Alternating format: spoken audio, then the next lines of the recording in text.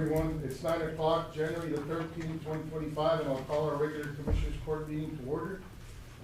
First item on the agenda is roll call by our County Clerk, Mary Jane Villalpanoa. Good morning, Judge, Good morning. Commissioners. Good morning.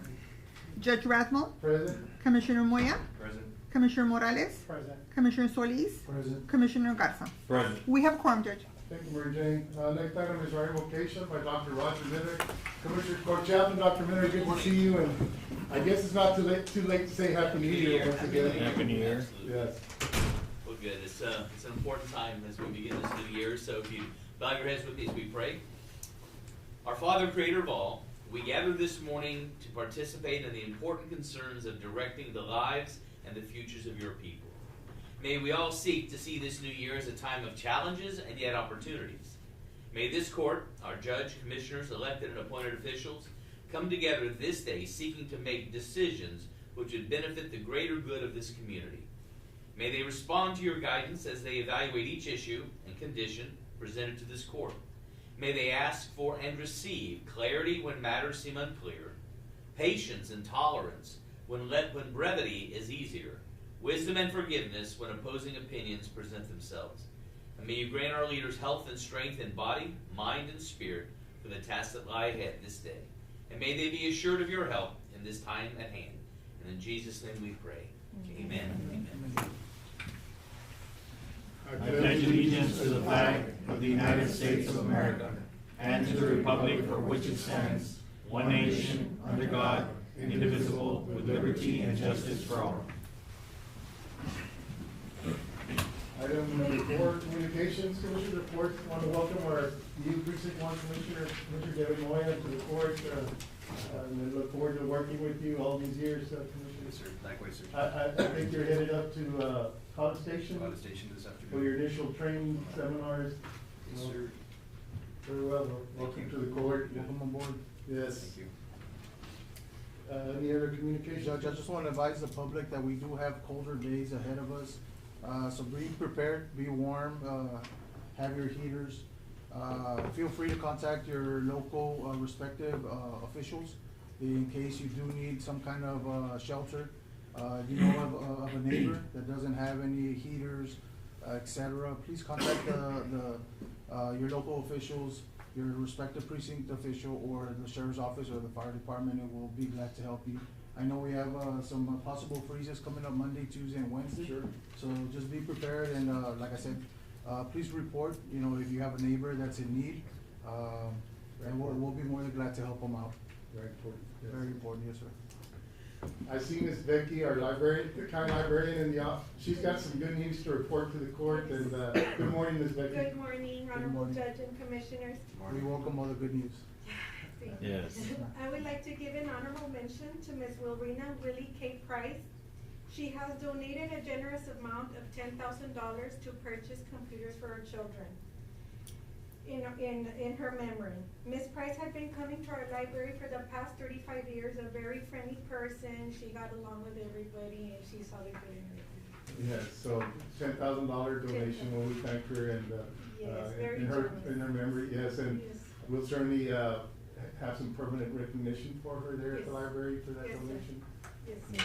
Very well. Thank So, you. we'll Thank you make to Ms. sure- Price and her family. Yes, Make sure you we will. thank them for us. Thank you, Ms. Becky. Thank you. Any other communications, commissioners? I see the sheriff, our sheriff, you had a busy couple of weeks. Yes, we have been, Judge, and we're getting there. It's just Appreciate taking a it. little time, but eventually everything will Yes. sort out and we'll get Absolutely. things going. It's just, And whatever your office needs from the court, just don't hesitate to reach out to one of us. And appreciate that, Judge, on the televisions. Yes. I spoke to the marshals, they were able to fix them. It had been over 9 months, so we were on the verge of losing federal Yes. levies. So I Yes. don't know, Yes, you may. So, yes. and I just wanted to let you know, when I called you, and I thank you for allowing us to fix it. And I fixed it within a matter of 10 days, but it was certainly a concern, and the US Marshals should be here on Thursday, and they were kind of like, Yes. they didn't know what the problem was, and it wasn't even a big, problem. It was just calling and getting everything fixed. Situation. I appreciate, yes, we wanted to make that happen. The sheriff informed me, that, the cable system in especially the women's jail, the televisions was not operating, and certainly that is something that It is is a concern. necessary, for, you know, for just. Because of the funding. Yes. You know, the revenue that's. And I said, we need to get, you know, take care of that right away, and I'm glad we were able to help you with that, and, so, at least they have some form of entertainment now that's Now very they important do. to the They were inmates. all really happy because it's been so long, and it was a concern from And I can church tell you, services. Sheriff, the court, we never knew about this, if we, you know, any department, however limited funds may be, if something is, comes before us, we always try to make sure that we can help out. We were never made aware of the situation, so once you came in and advised us that, we certainly, wanted to correct that and make sure we're in compliance, with all the federal agencies, of course. Yes, and now we are. So, Okay. and I thank you for allowing me to fix everything. Thank you, Sheriff. Yes, Thank you. of course. Any other communications, Commissioner? We'll move on to public comment. This section provides the public the opportunity to address the Commissioners Court on any item on the agenda. Any members of the public signed up? No? We'll move on to approval of invoices. In your package, Commissioners, we had invoices from, December 20th, 2024 through January the 9th, 2025, for a total of $566,376.21. Motion to approve is presented. Motion to approve is presented by Commissioner Solis, seconded by Commissioner Garza. Any discussion? All those in favor say aye. Aye. All those opposed, same sign. Motion carried. Item number 7 is the approval of treasury report. Treasurer Salinas prepared the monthly treasury report. Beginning on page 1, which is our investment pools, which is our depository contract with Zapata National Bank, and of course tax pool.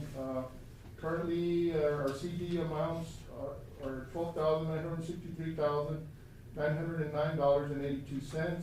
Interest for the month is $43,073.65, and for the year we've earned $331,923 on these.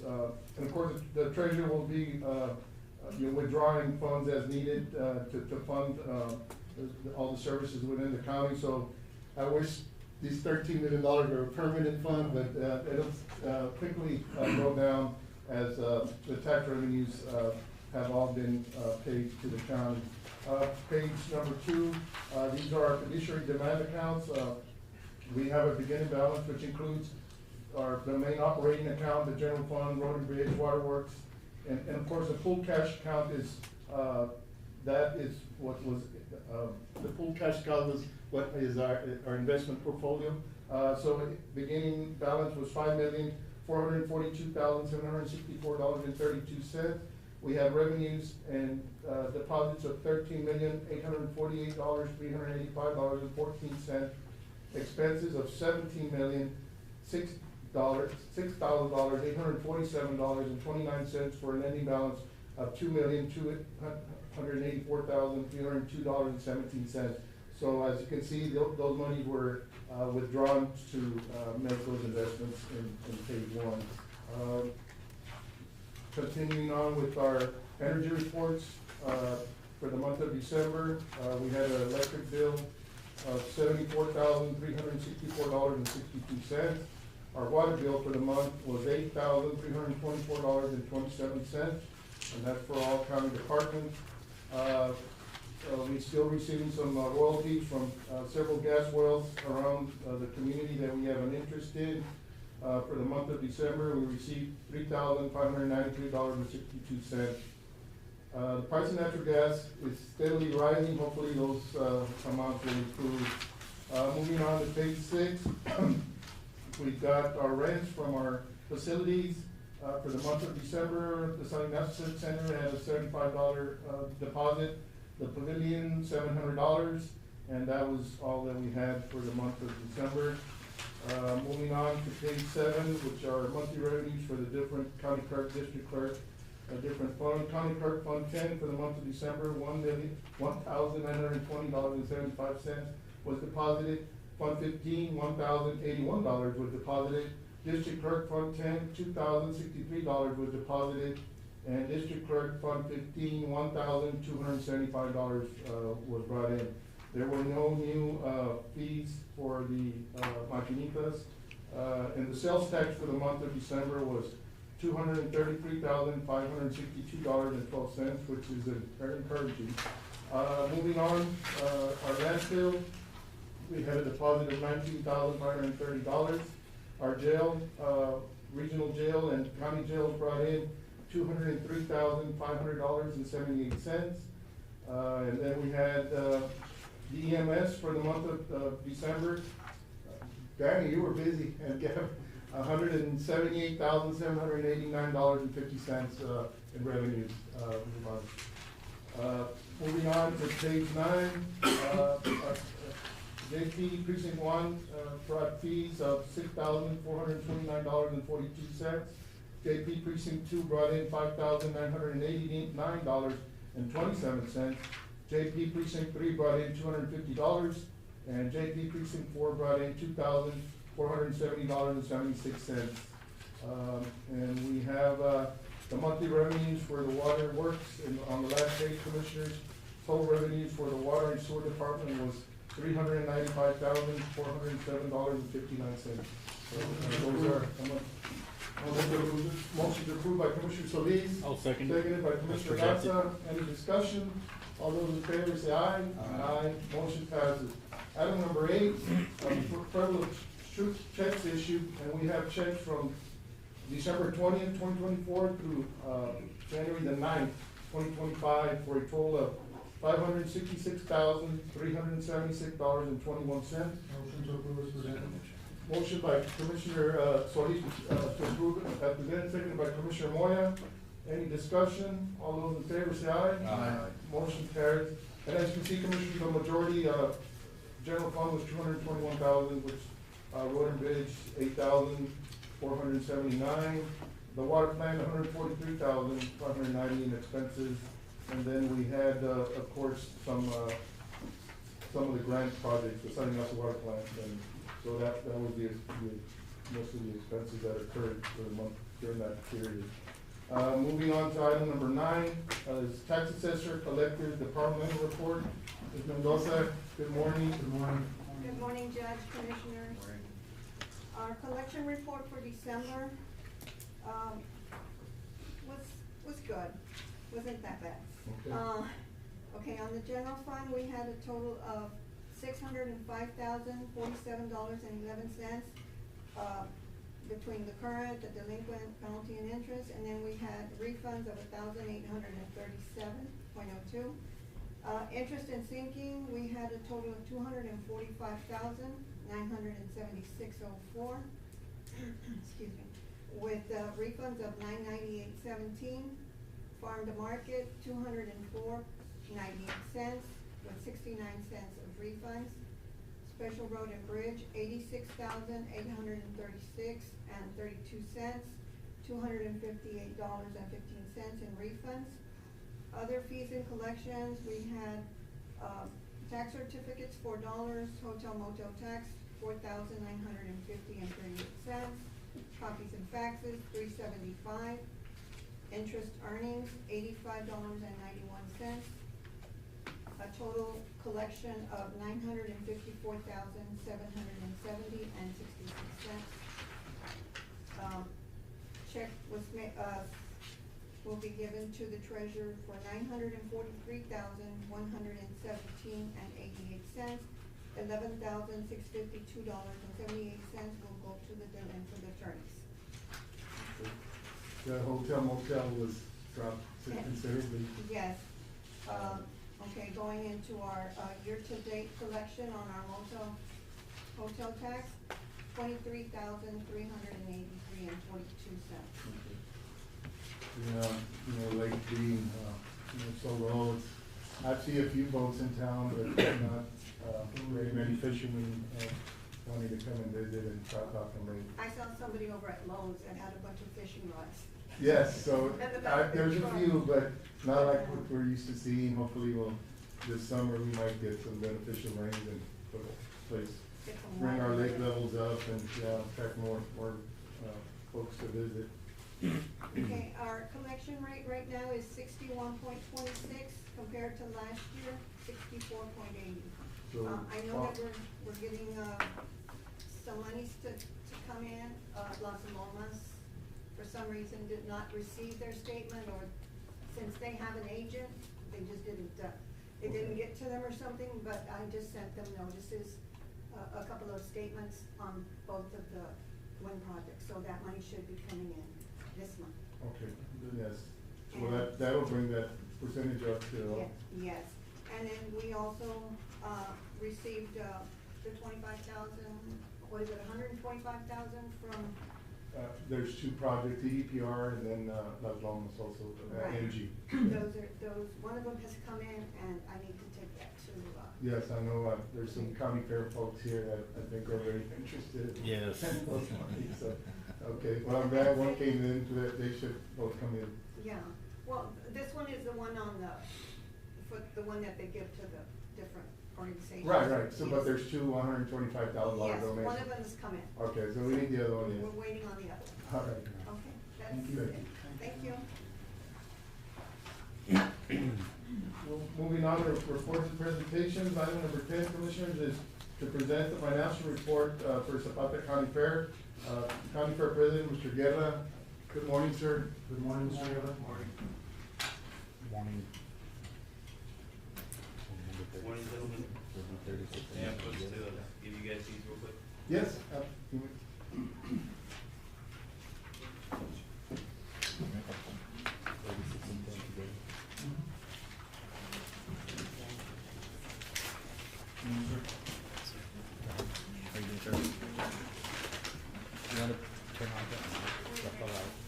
You have one for me? Okay, thank you.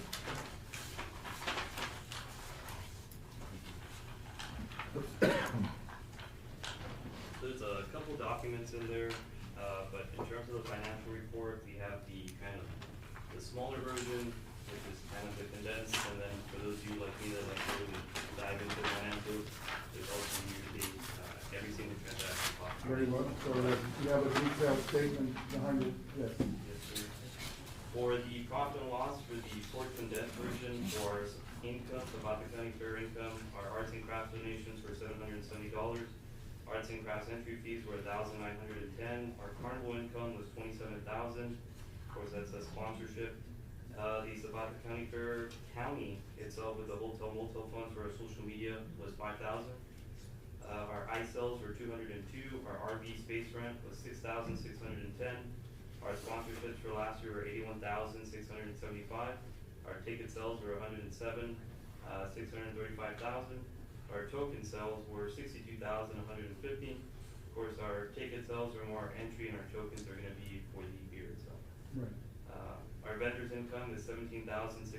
Our VIP tables was $2,800 for a total of $313,352.98.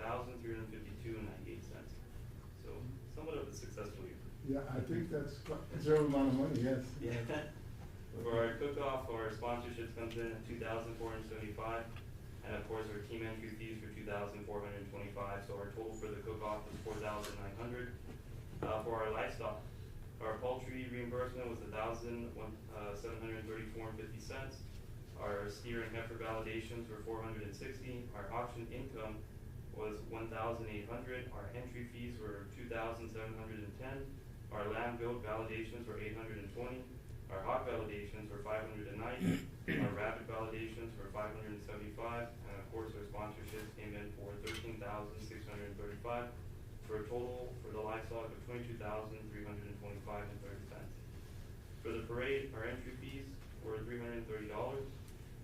For our queens, our registration fees were $5,072.70. Our sponsorships were $8,460. Our ticket sales were $58.95, and our income other was $18,054.97 for a total of $31,647. What is that category, other Income, it's general sponsorships. Sponsorships? Yeah. Well, very generous sponsors.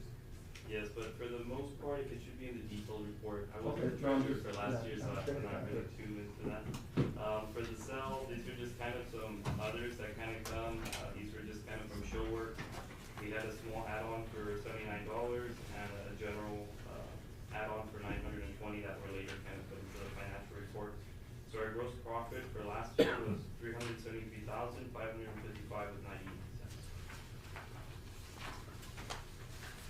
Moving on to page 2 with our expenses. Our VIP expense, this is setting up the tables, booths, and all that, is $5,089. Our credit card fees were $7. Our donations were $1,045.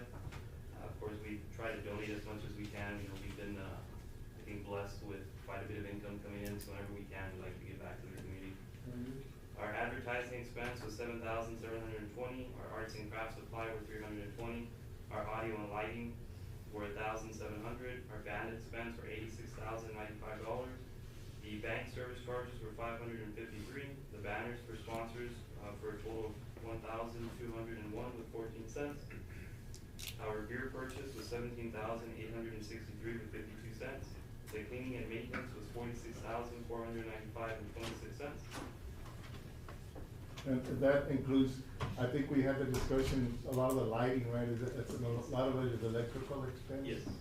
Just to kind I of don't know, upgrade. Commissioners, how we can insulate those expenses, because it seems to happen every year. It's the same amount of expenses, somehow or another, through vandalism and certain, most of the lighting and electrical outlets have to be redone every year, it seems like. Yeah, And it's Mr. a Mike considerable Martinez is expense also to. real on top of it. He just says a lot of the times it's just a lot drawing from the circuits themselves, and sometimes you blow them and things like that, and you just gotta be constantly replaced. Yeah, but, I mean, it's a considerable amount of money that your organization is having to spend on retrofitting, just to make sure you have electrical service for the vendors, for the most part. I don't know, seems a lot of money every year that y'all have to expend on it. Let's see, and then our cleaning and maintenance, our contract labor was $5,405. Our equipment rental was $283.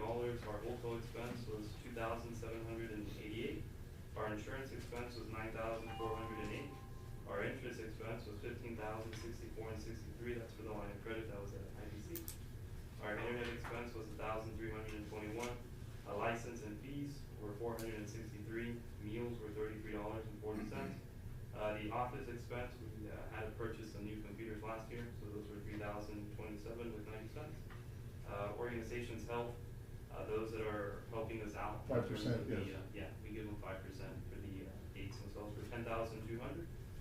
Petty cash to kind of start the day off in our boxes for those that come and pay in cash that we can give them change was $5,700. Photography expense was $1,500. Postage expense was $369. Our production fee was $14,200. Our promotional expense was $17,500. Our repairs, we had a water leak last year for $467 and 18 cents. Scholarship expense was $9,115. Security was $23,516 with 64 cents. And our supplies were $11,830 with 97 cents. Utilities were $2,959 and 5 cents. So our expenses for last year were $303,349. So, it's good to see y'all were able to get some scholarships once again, and Yes. again that, so, and those mostly go to FFA members that are, Yes, to the seniors for the livestock. that's good to see. I'm glad you're able to bring that back. Or we're planning to do more this year. Yes. Slowly every year we're trying, I think last year each one was about $750. We're gonna aim for this year for about $1,000. So your gross income was $373,000 and expenses was $303, so you still had a little margin there, which is considerable, 69 and some 70,000. change. So it was good for the most part. Of course, what ends up happening is we inherited this line of credit from IBC from the past association. Right. So for the past 2 years, we've been trying to fight against that. I think when we first came in, we were about $200,000 in debt, and then I believe first year we paid off some chunk. At the end of this year, we ended up paying another $80,000, so we're left with about $30,000 left for that. But we can go over that on the last page. It's Okay. all over there. The cook-off expenses or entertainment was $1,050. Our cook-off prices were $2,700.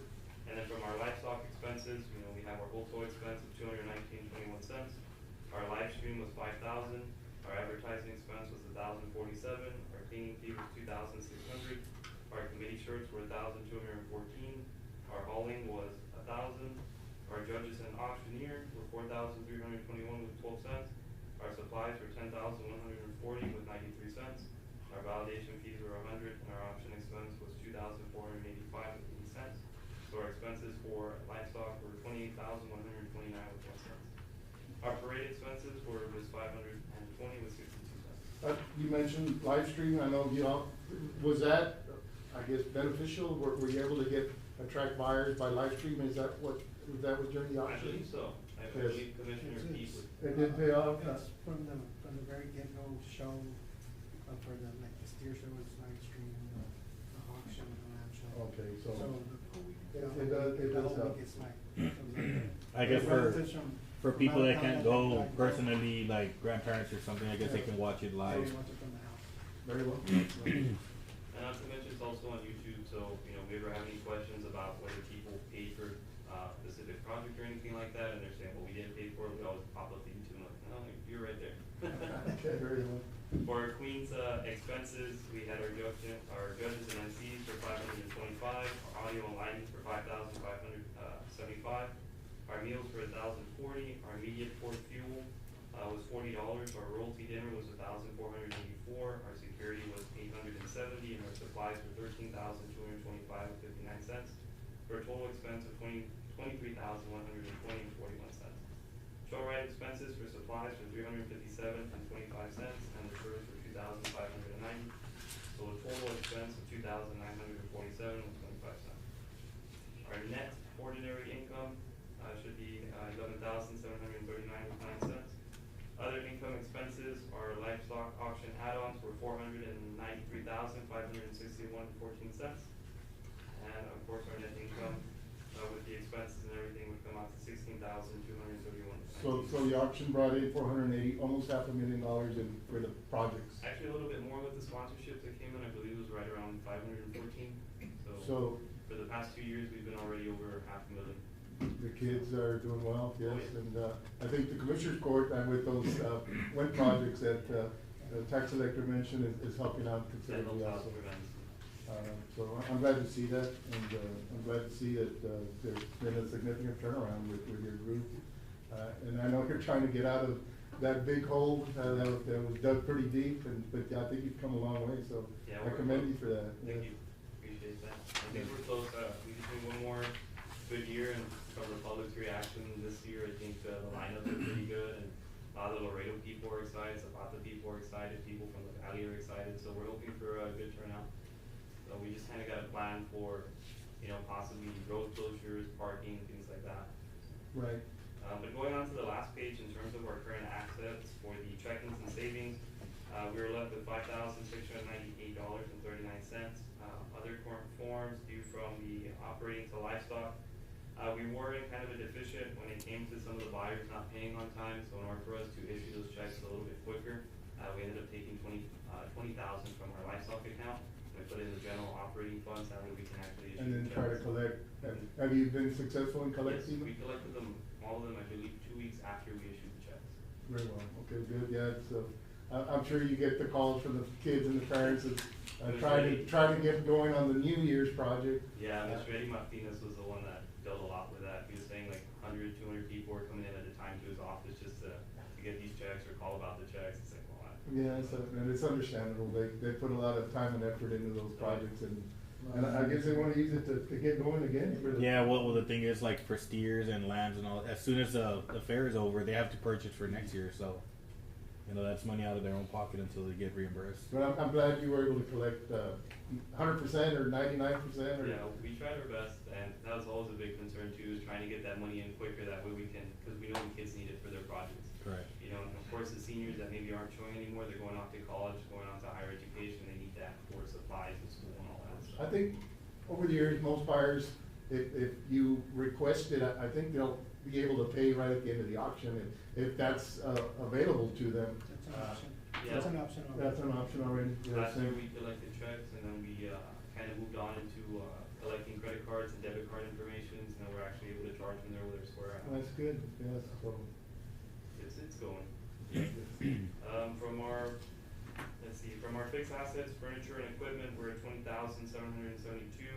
Other assets for our land for $49,000, so our total assets would end up being $102,000 with $470 with 39 cents.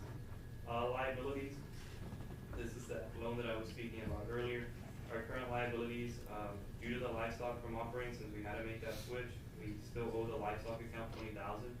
But with a couple of sponsorships that I have planned coming in within this month, we should be able to put at least 10 in for right now, and then maybe another 10 right after the fair end. So that should be cleared out by the end of the year. Our long-term liabilities, our IBC loan for the lot is $23,061 with 76 cents. That one, as of now, has already been paid off. Okay, good. And our IBC loan for the token booth is $14,042 with 63 cents. So our long-term liability was around $37,104 with 39 cents.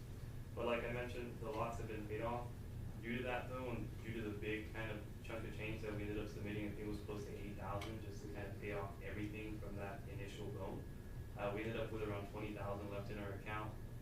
We're moving a lot quicker this year than we did last year to kind of secure the band. So that first band that came up with Zapata, I believe their deposit was around $10,000, so we had to submit that. And after that, we didn't have enough money to secure the deposits for the other bands, so we didn't have to go to the bank and ask for $45,000 in addition to that line of credit. So right now we're sitting at about $60,000. Yes. So after one good year, hopefully this year, I think we should be completely out of debt. Good, and now that you can finance your own, way forward, Yeah. with the band. And that's the expensive part of it, is making sure that you get, the band signed up, and they do ask for, I guess, half of it up front, or is it a? For the most part, I know like Besalo asked for half of it down, that was about 30-some thousand, or that was 1/3 of it. And then of course, Banda Los Recoditos also asked for half of it down. The Banda was able to work with us, break it up into 3, and then the opener bands as well were able to That's the expensive part. hold us off a little Yeah, bit. the band. But equity from there, we have our restricted donations for 2,200. Our retained equity from previous was at 52,063. Unrestricted net access was 78,998, and our net income was 16,231. So our total liabilities and equity kind of conclude to 102,470. So we're making our way up there. Yes, And you are. after one good year, we should be out of debt, and then from there we can just keep planning for the future. Gentlemen, that concludes my Yes, profit. do you have an item? You wanna do item number 36? 36? Yeah. Yeah, this is not a joke, Mr. Guerra. It's, the action will deliberate and consider action. Item number 36 is to request hotel and motel funds for the Zapata County Fair Association. And you mentioned $5,000. I thought we had helped a little more than that Yes, last I year. believe last year was 30,000. 30,000. But the way it works is that, none of the checks really come to us. We kind of just submit the W-9s, the invoices, and then you all send the checks out. The only one that did come to us was 5,000 for the Oh, social okay. media. advertising. So we actually, Pay the advertiser. the actual advertiser? Okay. So I think it's easier that way it just kind of stays on our account. The only thing that really goes. And is the- I don't Will that even- work for the auditors? I don't remember how we did, you know. They submitted the POs. Okay, they submitted POs and then we paid them directly, Okay. off of the hotel motel. Okay. Motion to approve. How much do we have? I know we No, haven't been spending. we're good, we're good. Then I make a motion to approve, hotel motel funds to be, Do you know what the request is? Well, The we amount? can do it. I made the third kind of attachment here is the proposal for this year. Okay. Oh, it is a. I want to need a copy of that one. Yes, sir. I'll get you. So just, Yeah, well, let's see what, yeah, put us through, walk us through the court and see how we arrive at a number. so. Mr. Biroa, good morning, sir. Morning, Judge. Sorry I had to run upstairs. We No have 49th problem. District Court, so. We had an interesting topic, so, Okay. but Did it's all did good. it It's all require good. my assistance, Judge, or? It was just a breakdown. It was a Okay. breakdown of the fair Okay, association. sounds good. Just to introduce our 2024-2025 Fair Board officers. Of course, my name is Jaime Guerra, I'm your CCFA president, I'm also the advertising committee chairperson and the entertainment committee chairperson. Our first vice president is O.J. Quintanilla Jr., who's also a member of our beverage sales committee chairperson. Our second VP is Ms. Tammy Rodriguez, in charge of our show ride. Our treasurer, new treasurer, Leilani Garza. Secretary is Mrs. Nina V. Gutierrez for our Queens Committee chairperson as well. Additional board members are Douglas Gonzalez with our auction committee chairperson, Hector Garcia with our safety committee chairperson, Javi Flores with our cook-off committee chairperson, Jaime De Leal with our vendors, and Carlos Sainz with our livestock committee member, beer and ice commission as well. Moving on to page 4, this is kind of just an overview. The other following pages are going to be more details about it, in case you all need to look into that. The radio stations, we're attacking 2 different areas this time as well, both McAllen and the Laredo region. This is gonna give us coverage all the way from Loma, which is Starr County, into the island. And then of course Laredo, I believe it goes from, it kind of reaches into Zapata a little bit, but it goes all the way up to Carizo Springs, if I'm not mistaken. If not a little bit further with some of these stations. As well, the Laredo stations, as well as McAllen stations, are also gonna target the markets in the Mexico side as well, for a lot of our visitors that come from that side. So we're kind of reaching a very broad audience here. So for Radio La Patrona 107.5 in McAllen, Texas, that's gonna be $1,000, and that's gonna give us 100 spots, 60 seconds, Facebook streaming, and also the on-location remote. On top of that, we have Radio United La Ley 102.5, La Lupe 89.1, and Digital, or Digital, 101.5 from McAllen, Texas. That's $6,030, and that's gonna be an added value because there are 3 stations in one. So it's gonna be 60 15-second promos for La Ley, La Lupe, and Super Tejano. These are the coming soon, kind of reaching into that market.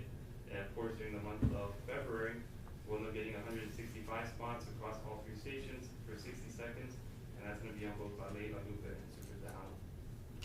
Moving into the Laredo market, we have Big Buck 98.1 and Z93 Tejano for $6,000. That's gonna be 75 60-second spots per station, so a total of 150. Of course, we get live promos on location, remote, and they're going to be our MC for the events here. And then to wrap things up in Laredo, we have Hot 106.1, KNEX FM, and La Ley 100.5 KPDR. That's for $3,000, very similar to that Radio United La Ley, La Lupe, and Digital. There's one in McAllen, there's also one in Laredo. That's gonna be 90 30-second spots, and then 45 spots per station with 2 live promos. Online streaming, so we can target those members that like to listen to the radio online. That's gonna be Alexa Skills and Radio Para Mi. And of course, social media posts, they have 282,000 Facebook followers, so that's gonna help us with the social media. So the total for the radio advertisement itself would be $16,030. Moving on to the website and app services, this is where it changes a little bit from last year. Of course, we're gonna be paying to maintain our website, but in the addition of that, we're also going to be trying to include some apps for this year. Kind of like how the bigger fairs do it. They have a kind of general Zapata County Fair app or any type of app, and that's gonna allow us to see the contents of the day. Of course, also promote our hotels and our restaurants throughout Zapata County. So I kind of see this one not only as just a Zapata County Fair app, but I also see it as a Zapata County app in general, because we can post or we can push notifications to viewers' phones about any type of events that are gonna be occurring here in Zapata. So, of course, that's gonna include our updates, posting metrics, and security for 12 months, our annual app developer fees, because we do wanna go both iOS and in Google Play, and that's also gonna include the 12-month posting. So the total for the website advertisement and app development will come out to $4,250. Our social media creation, our advertisement is gonna be the same from last year, where we want to push ads on Meta, which would be your Facebook and Instagram. We want to reach into the YouTube market, TikTok, Snapchat, Spotify, and Apple Music.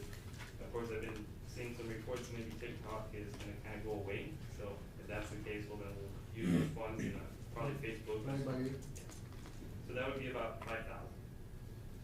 But of course, if TikTok does go away, we can probably push that down to 4. That way we kind of generalize or prioritize the Facebook and Instagram, since the majority of the followers are there. Content creation, I'm not sure if you guys have been following us on Facebook and Instagram. I think the image of the Fair Association has changed dramatically these past 3 years. If you look back at posts before this current association came in, it looked like we were kind of stuck in the 1990s. And now you look at it now, we're very modern with our designs and our logos. So we're definitely pushing out more content. That would be under Spotlight Media and Murillo Graphics. I'll be very honest with you, Mr. Murillo is one of the few people that call me at 3 in the morning and he wakes me up and he's like, man, I'm just so excited to share this. And I'm like, dude, nobody's up at 3 a.m. Like, just wait, others will post at 9, like, you know. But he does good work, he does good work. Yeah, he's been doing a great job with the flyer creations, content creations, video creations, the advertisement services he does for us, the printing and the services, and then of course he has approved 6 for this year. So he went up a little bit, I believe last year he came in at 15. Of course now he has a bigger crew, so he's now asking for 16. And how does this attract visitors?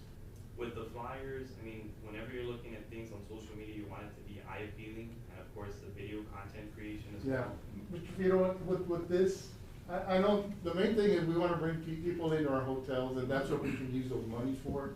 I just want to make sure that this is out. Judge, now, I did miss part of the presentation, Judge, but what I've been hearing right now, it's mostly focusing on advertising to Right. get word out. But, yes, but some of it is developing apps for the county fair. I don't know if it's an allowable expense. I have to check specific case law on whether applications, digital apps would qualify as a form of advertising or not, Judge. My guess is it would be yes, but you want a concrete answer, so Right. I'd have to research that, Judge, to make sure whether it is or is not. Now, expenditures with advertising that help promote the. Yes, and the radio stations, all Right. that, oh, Right, sure. that I think you'll be okay with, at least Yeah. the commissioner taking action, Right. commissioner's court taking action in reference to that. The app specifically, Judge, I would have to do a little bit of research, but I'll start working on it now. Maybe I can get one by the end of get some. I just, content creation, video creation, so you're taking, videos of what's happening during the fair, is that That's for the 3 days of the fair. Highlights. highlights? Yeah. But you're not actually, are you promoting? Not during those 3 days of the fair, at that point, that's also. That part might of be the something that y'all might have to do on your own, and then, it just, I know basically, we saw how much is bringing in, the hotel motel fund is $4,000, a month, so this might just take the entire amount that we received this year. I was looking at the ticket sales, 107,000, your ticket prices were $20, is that correct? $25 pre-sale, 30 at the gate. So we had like 4,000 visitors or paying visitors to, I don't know how many of those stayed in hotels. Would you have any idea or? I wouldn't have to have an idea of how many actually stay in the hotels, but I have already been receiving calls about people asking for hotel modifications, Good. hotel accommodations. Of course, all that is located on our website as well. Okay. So that's kind of the one thing that we've been doing this year is kind of promoting not just the Fair Association, but also promoting Zapata County in general. So we do have a full list of our restaurants, and we also have a full list of all the hotel and accommodations you can stay. So it'll benefit the county for that weekend. And also on the flyers, it's flyers to promote advertising, it's to advertise, right? The flyers Yes. he does create. So maybe if you reword it a little bit and maybe he adjusts it, I mean, maybe that won't be so much of an issue, Judge. Well, Just for the issue is- advertising part, Well, maybe. the amount is, I think we contributed about $30,000 Yeah. last year. You would have to Well, work on it. is the hotel motel fund being utilized in a way that it is bringing back? I'm not saying the same amount of monies to the hotel, but I'd like to see some data as to, okay, so we're investing $50,000 for this event. How much are we getting back from it? I don't know. It's a legitimate request, Judge, Yeah. to see what type of data there is in reference to travelers coming in to Zapata County as a For result of the. this sizable investment, so personally, I'd like to leave it where we had it last year, and, I think, you were able to draw a considerable amount of folks coming in. It's a considerable amount of increase, to our hotel motel fund, which seems to be going in the opposite direction, and less revenues coming in. So, that would be my, suggestion to the court. I mean, we can, if you wanna fund the entire amount, that's fine. I just, we don't have, as you saw in the report, we've got $4,500 coming in, per month, so.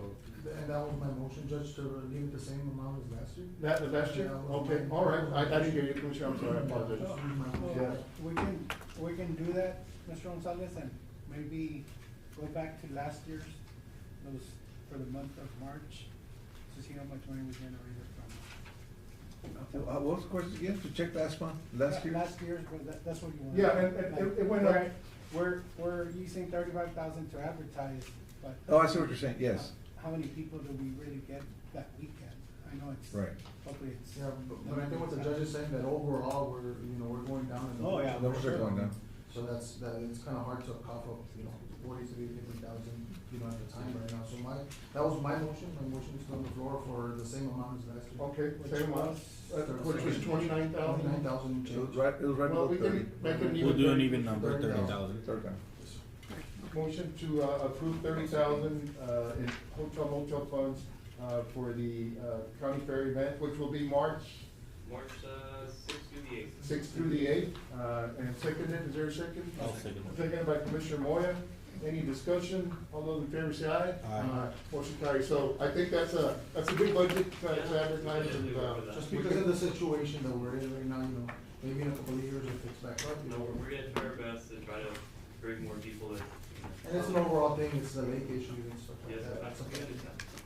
thank you, Mr. Guerra. Good job for your work and all the board members. I know this is a volunteer effort.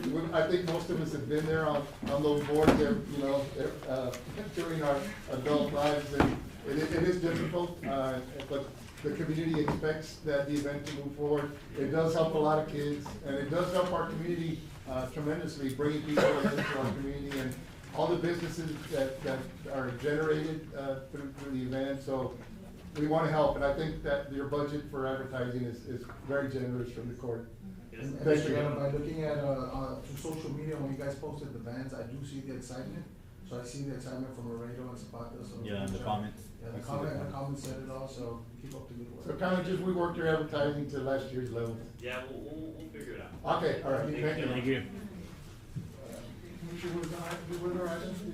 Number 34 is, we'll deliberate and consider action on item number 34, is requesting the use of the Romeo Flores Park for the Border Fest Chapter 4 event to benefit Alina Lopez and Mr.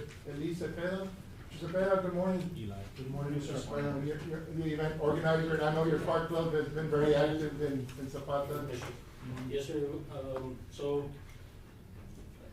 I guess this will be our fourth annual Border Fest car show, and it'll be benefiting 8-year-old Alina Lopez, who's battling cancer, liver transplant, and going through some complications at the moment as well.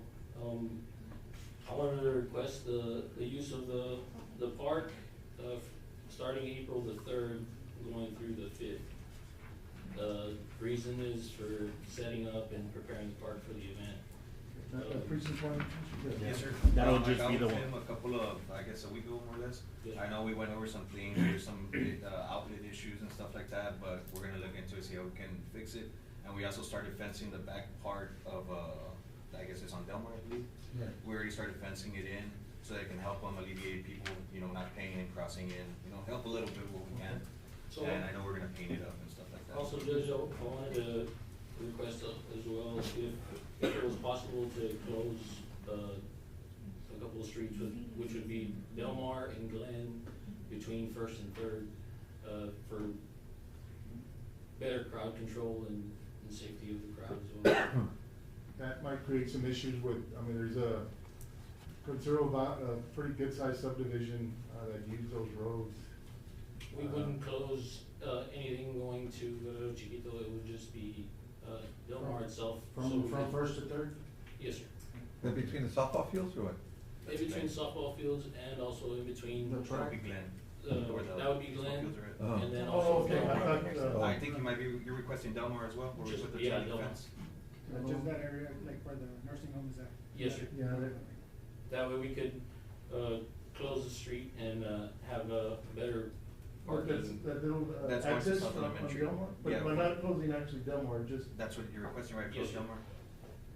From First to. I know the sheriff is here, I think that might create some issues as far as closing streets down. But you're talking about the day of the event, just those hours? Yeah. Just the Not day of from the the event. 3rd to the 5th? So he's Just- requesting that just the because fifth. he's asking for an area that the county owns right there where the old South Elementary playground was at. Yeah. He might use that as parking for the event, so I guess it's maybe to try to avoid any accidents that may happen if we block it off so he can have complete access and to So the it would entrance. just be from Glen, that section. Well, I think the better option would be maybe the sheriff's office or constables involved, maybe they can close it down temporarily Yes. for the hours of the event. Maybe, I don't know, that's a thing. Yeah, and I can get together with the sheriff and Yeah, get some units there for those few hours, right, you know, of the car show, right? How long is the car show last?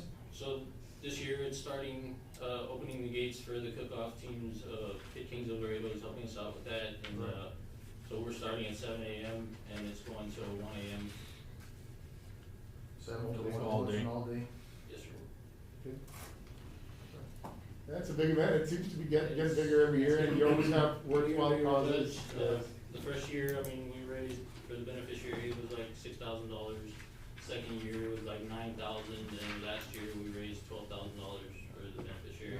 It's a huge success, and, the court appreciates what you've been doing, helping out, of course, the community of Zapata. I did attend, I think it was not last year, maybe the year before, and I see what you're saying, cause I parked on that side on Delmar, so I had to cross, and I took my boys, so I understand. It's dangerous to cross. It's definitely dangerous there, people pass, a high rate of speed. Yeah, So what we need. Access would be just on First Street then? On First Street, Yeah. getting out of Chiquito to the highway. That would be it. That would be it, and then from Third, you can go down this way and turn south on You Delmar. can turn, west on Delmar, or north on Delmar, right? That would still be open. Which would be Third Street? Third Street, from Third on north, You could that would be, so open. that It's just would- gonna be those 3 blocks on Delmar, so that'd be good. We need access to the. Do we need to put an action item, Judge, or can we, Oh, well, it's an action item, we but to can, close the street, it's. yeah, we can include it in the Okay. motion. Okay, Judge, I make a motion to We allow. can include it, right, Council? Judge, I would suggest also checking with the fire department, make sure that there'd be no issue specifically with the emergency response, Judge.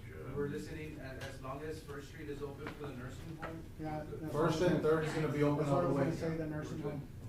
First and third would be all the way. I make a motion to allow Border Fest to use Romeo Flores Park and to close, from April 3rd to the 5th, and to close off, Delmar from 1st to 3rd.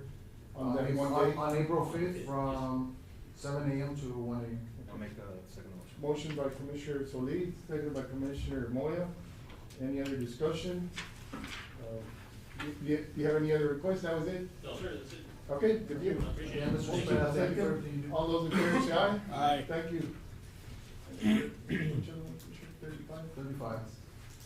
Item, number 35, we'll deliberate consider action to request the use of the town plaza on January the 25th to host a Bright Beginnings pop-up market and celebration. And this would be the plaza here, right? Yes. Good morning, ma'am. Good morning. Good morning. Morning. Good morning. I had wanted to request the placita for January 25th, but due to upcoming, I had noticed that the fair would be coming this week, the following weekend. So I was wondering if I could possibly move the date to the 31st, the following Friday of the 25th. 31st of January. Yes, sir. Yeah, I don't think there's any event planned for the plaza. And when you say, so you'll have different vendors there, I've seen them before, they were very, very nice, we posted them before, and drawn a lot of folks. We appreciate what you do, brings in a lot. For this year, I will be doing, I'll be having vendors, but at the same time, I will be having each vendor donate one piece of clothing, food item, or toy of any choice to donate to those in need here in Zapata, or to hand over to the fire department or to the courthouse here, just to have for our community if some, like, let's say somebody's house burns down or little things like that. That's very generous. Counselor, we usually allow those markets to take place. We don't request a lot of additional information or requirements. I guess traffic control, the sheriff office. That would be an issue, Judge, specifically because it's right next to our major They thoroughfare, usually, Judge. if they're after hours, they usually park here at the courthouse Yes. parking lot after hours. I know we've had them in the past. What time would it begin? It would begin at about 5 p.m. 5 to p.m. 8 p.m. Yeah, 3 hours afterwards, so. I think there'd be plenty of parking here at the courthouse at that The only time. thing I can go ahead and let people know, that, because I do know that it causes a lot of traffic with, police officers. It's good, thank you for hosting these events, it does bring the community out and people enjoy themselves, so. The community definitely Yes. enjoys them. I'll second the motion, Judge. Motion by Commissioner, he beat you, Commissioner Morales got you this time, Commissioner, Yes. seconded by Commissioner Solis. All those in favor say aye. Aye. This would be for January the 31st, right? From 5 to 8. 5 to 8 p.m. Thank you so much. Thank you. All right, Commissioner, we'll go back to, item number 11, is to deliberate and consider action to consider and approve an estimate from Records Consultants Incorporated in RCI to conduct a fixed asset inventory and management survey of Zapata County. Commissioners, we used to, have, this firm, conduct inventory all our fixed assets. I think we, tried to self-inventory the last few years, and I think that we may have to go back to have a private firm checking and making sure what our inventory list is, especially our fixed assets. They did, include a proposal. They do have a history with us, and so their proposal would be $9,500 per year, a flat fee, to inventory all our assets. Make sure, I think, you know, we've had these grants, especially Operation Lone Star, and I think one of the findings or determinations was that our inventory controls are not up to par, and I think, this would certainly, I guess, alleviate some of those deficiencies. I think it's very important, Judge, especially, you know. And this would be just for items greater than $500? No, anything, Bill. It says here. Especially for the grant, fee. Judge, like you mentioned, I think it's very important that we do have an inventory.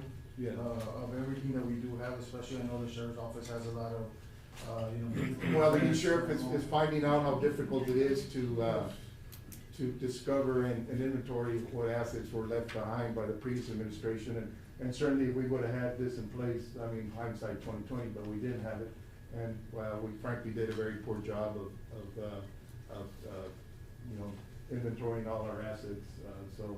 And we I definitely think did it it, would be very helpful. and we definitely got it corrected. Judge, would this be on a year-to-year basis, or? Yes.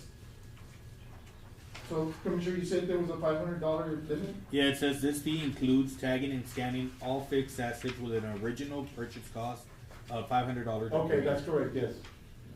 So certainly, they won't be tagging, paper clips and stuff like that, but $500 I think is minimum. I think almost includes everything, from printers.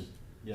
And considering the amount of funds that are coming in through these grants, Judge, I make a motion, to approve Record Consultants, to conduct a fixed asset inventory of, Zapata County property.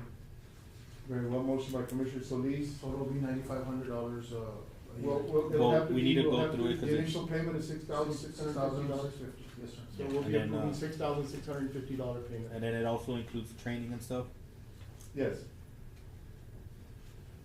I think it's a good idea to have an inventory program for Zapata County, and then whenever we get audited for grants and stuff, we already have the information ready to go, ready to deliver, so no hangups for anything. We found out very quickly, with the I think it's more than that, we were right? not Because you have to compliant, include the and, training on-site day. Certainly, it's not a good and thing. Well, that also $250 per day delayed for our training. ability to get approved It wouldn't for just be future grants because of it. 6650. 9,500 is definitely worth it. I think we do have options, Commissioner. God said, if we want labels, on the entire system, it's 20 cents each. Okay. On all our fixed assets, which I think would be. They come once a year and scan. Yeah, we just scan them. Yeah. So we can check that, Mark, too, it might add the cost a little bit, depending on how many items we have. And then I think they also charge if you want to get the training with like a USB containing all the. In the entrance of the door, you scan it there? Yes, and some of them already have it, and so, some of our items that have been here a while, still have the barcodes on them. But they'll be going through the whole list of every department. And we won't put ourselves in a position that we're trying to be in right now. Yes. This definitely will help. So do you want to add the barcode, the 20 cents each? I would. Okay. What do we have to add it right now? It says there, it's a proposal, so we would be agreeing to the 6650, which includes in the fixed assets. And then we don't need the training, I don't believe. If we can we check mark the training where we're gonna have to pay $450 for the first day. And they help out, so that's Yeah. just to make it. And then C would be. So the Judge, barcode. are we gonna be doing the? No. No, they come in. Okay, they come in, okay. So Yeah, they the do training all of for us would be to monitor what? I guess, I don't believe we need training, as long as we can have, the barcodes on it. Okay. That's just what it said, training, I was like, so are we the ones? Mary Jane, I'll be adding the That's not barcode okay. system Okay. in my motion. That's what I did, okay. Yeah, because on the training part, 20 cents per it's- barcode. they give you like a USB drive, which includes the asset database. So Yeah, they used to provide, Oh, it's a database, yeah, it's like a database, so it'd be good to have. for an extra $150. they used to provide you with a report with all the assets. So I guess we need to check all the boxes then. And then the $150 per year technical support is, you're gonna call them. So we check, A, B, C, and D. I'm gonna check A, B, C, and D, that's where I judge. Oh, D, please. Might as well, I'm sure that. Oh, let's get it going. I mean, we need to get it going. You know, we're in a tough situation right now that we might lose some grants because of this, so we definitely gotta do it. And I'm pretty sure all counties do this. The city. Very well, so I got a motion to, include, options A, B, C, and D in their proposal, from Commissioner Solis, seconded by Commissioner Garza. All those in favor say aye. Aye. Motion carries. I will, notify the commissioners. Moving on. Item number 12 is to transfer the GMC Sierra 1500 from the county judge's office to Zapata Community Center.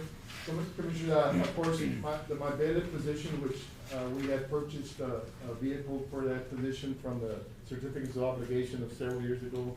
I don't need an additional vehicle. I know, the community center, I see Laura there, and, she's got a 2004, is that, 2007. She's taking very good care of it, but I think and she travels to all the different centers, and, I think, it'd be a good place to transfer that vehicle. Motion to approve it. And also, they need it, cause I know they have their staff, usually Yes. in their personal They need vehicles. They do a lot of work, they're all over the place. So, motion by Commissioner Garza, seconded by Commissioner Morales. All those in favor say aye. Aye. Roxy has the key, Ms. Laura. I just wanted Commissioner's court approval before I gave you. Thank you.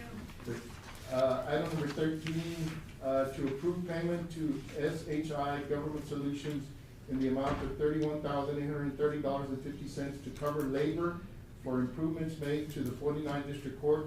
Of course, the 49th District Court got a complete video makeover through OLS grants. This money has already been reimbursed to the county as part of the OLS grant, but this is the last remaining invoice. Motion to approve. I don't know, we probably already spent the money on something else, but we'll have to pay this invoice. Okay. Yeah. Motion to Motion approve to approve. 31,830 with 50 cents to it. And I think the judge is very happy with the system, and it did need that upgrade, certainly. Yeah, I know that y'all were doing like, through phone zooms and stuff like that. That's state of the art, it's really nice, yeah. It's good. Motion by Commissioner Garza, seconded by Commissioner Solis. All those Will in favor? we be able to take care of the audio system here? I know we're having difficulties on YouTube. Well, not with current funding, I mean, we'd have to do county, we didn't include our courtroom since we already had, better. Bypass it. But it's working, it's not working. It's okay now. The camera system back there? It's working right now. Okay. Yeah, it's just a loose wire. Okay, good. So motion is second, all those in favor say aye. Aye. Motion carries. Item number 14 is to hire Atilano Flores as labor maintenance in slot 15-421, slot number 3 at $11 an hour. And Commissioner, I'll read them all, because I think, Yes, sir. Commissioner Moya has an announcement to make on all these. Item number 15 is to hire Edwin Belial as labor maintenance in slot 15-421, slot 5 at $11 an hour.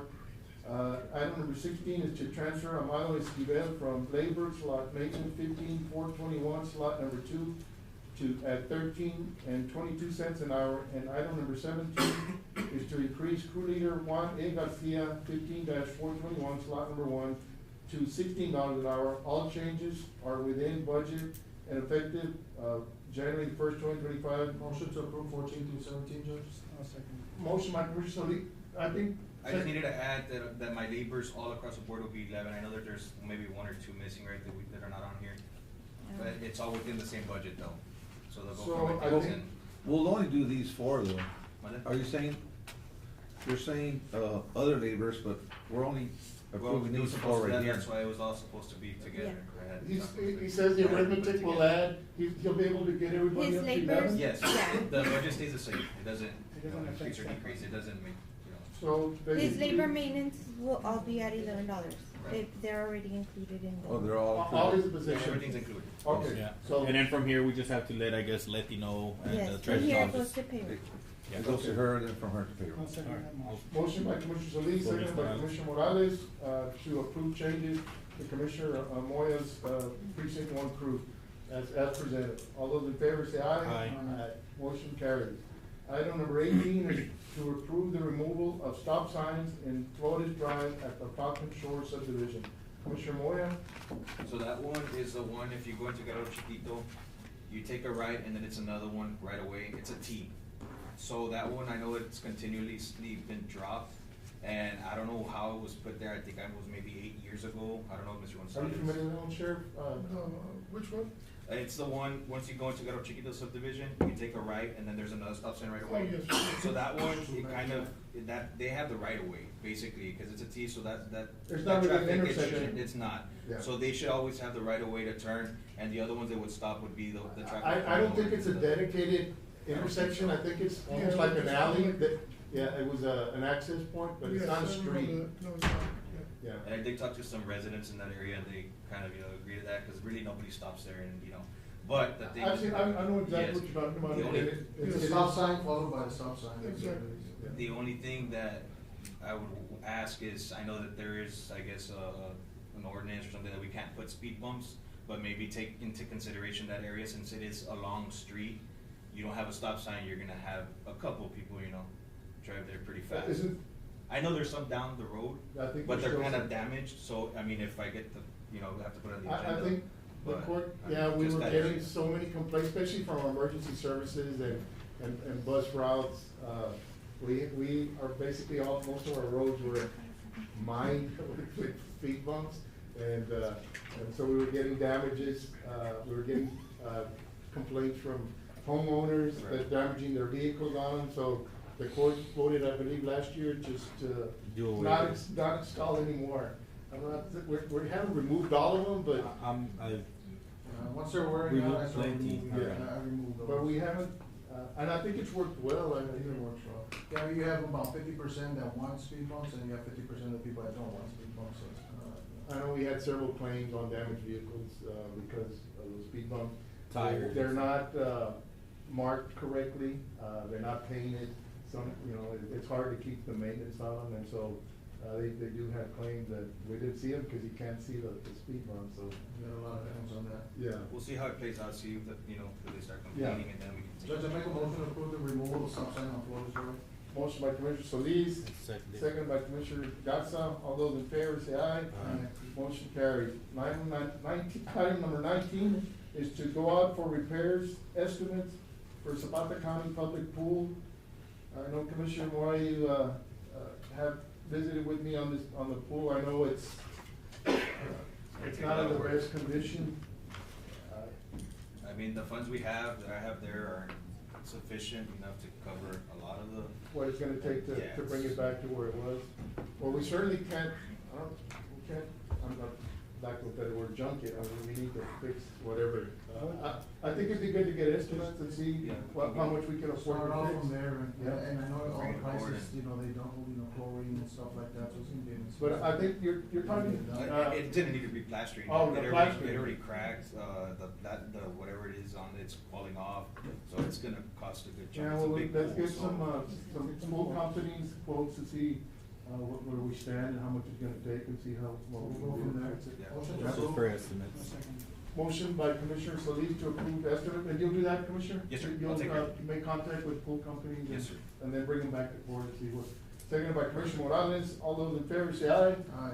Motion carries. Item number 20 is to transfer Norberto Lozano from labor/maintenance in 15-424 slot number 4 to water plant as distribution in 800-600 slot number 6 at $11.25 an hour effective January 13, 2025. Motion to approve is presented. It'll be 20, 21, and 22 as well.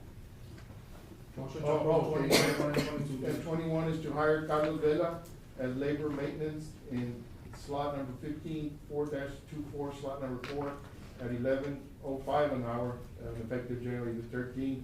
And to increase, Jose Luis Salinas, labor/maintenance in 15-424 slot number 5 from $10.48 an hour to $11.39 an hour, with no increase to the budget. So those three. Motion by Commissioner Solis, seconded by Commissioner Morales. All those in favor say aye. Aye. Motion carries. Item number 23, will deliberate and consider action to discuss the overtime, 40-hour work week Sheriff, I know you have questions on that? Yes, Judge, what happened is when, because of the federal grant, Stone Garden, and we were gonna look into it, Lieutenant, Trevino and myself, I think it had to be 80 hours, but I know that currently, like Webb County, the surrounding county are going with a 40-hour.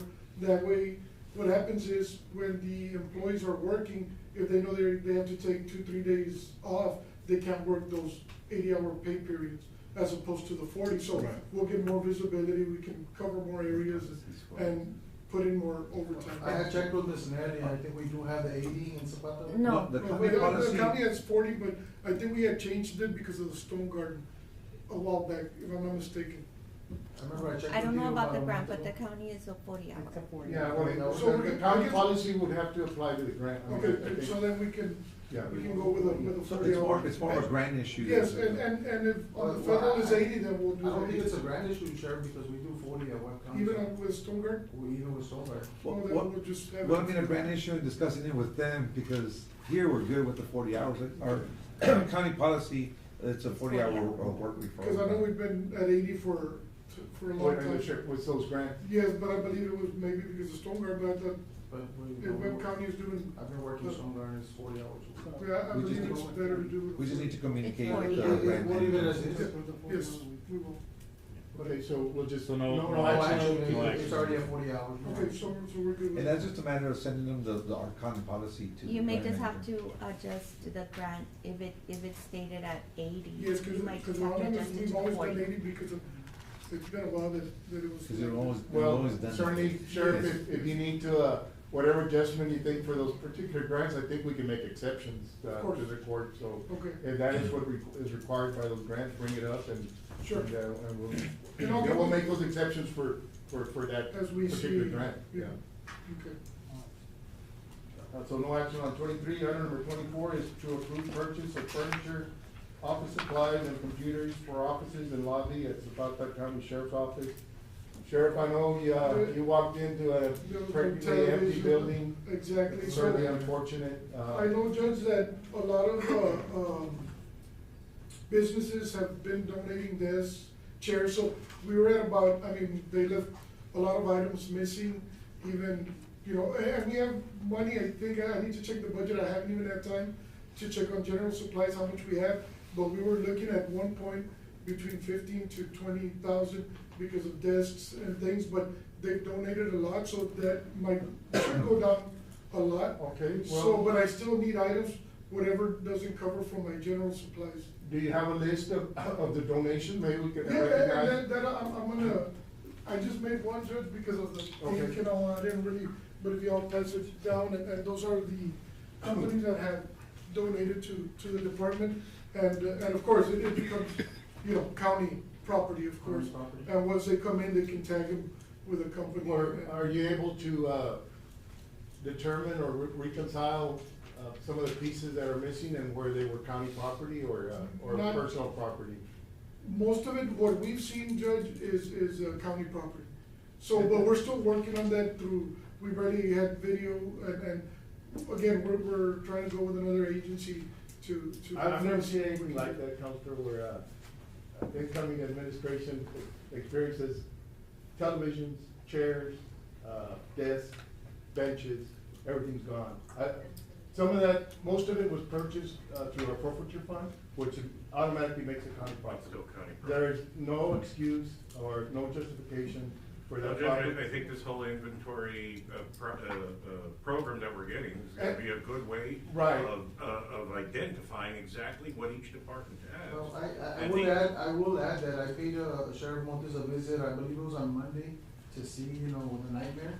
And it was totally empty. I had paid, the sheriff's office a visit, you know, maybe a couple of years ago, and it was full of furniture, you know, but I was shocked to see, you know, Well, that I there think, was no furniture at all. and the sheriff is looking into it, Commissioner, but it's making it more difficult for him to find the invoices, to find the checks where these items were purchased, instead of having to be able to scan it. So, yeah, it's not impossible to trace these items, and the sheriff will determine eventually, and I think there should be consequences, for any items that belong to the county, and, then we're, That's just take it. appropriation of Yeah. funds, and, then And, we will all due pursue. consequences need to Yes, be looked at. but it is making it difficult, a little more difficult, having to determine, look for invoices, and I hope the auditor, you're helping him, with, Yes, we've been working together, and just so the court can know, Judge, even last week, we found that they still have county property. We just don't know what they have, because we were able to retrieve a flatbed trailer that, it was apparently hidden, because we didn't find it only because the gate was open, that's the reason we found it. If not, we wouldn't have known that it was missing, but since we needed It it, wasn't so on they county still have county property. property, it's just, I mean, as we go, it's been very difficult, simply because of the way they left everything. And I guess shocking, this is very shocking, you know, like the judge said, we had never seen something like this. I know he's been in office a long time, and these are, taxpayer dollars. Absolutely, You know, Commissioner. and So that's what, you know, shocks me the most, you know, that these are taxpayer dollars.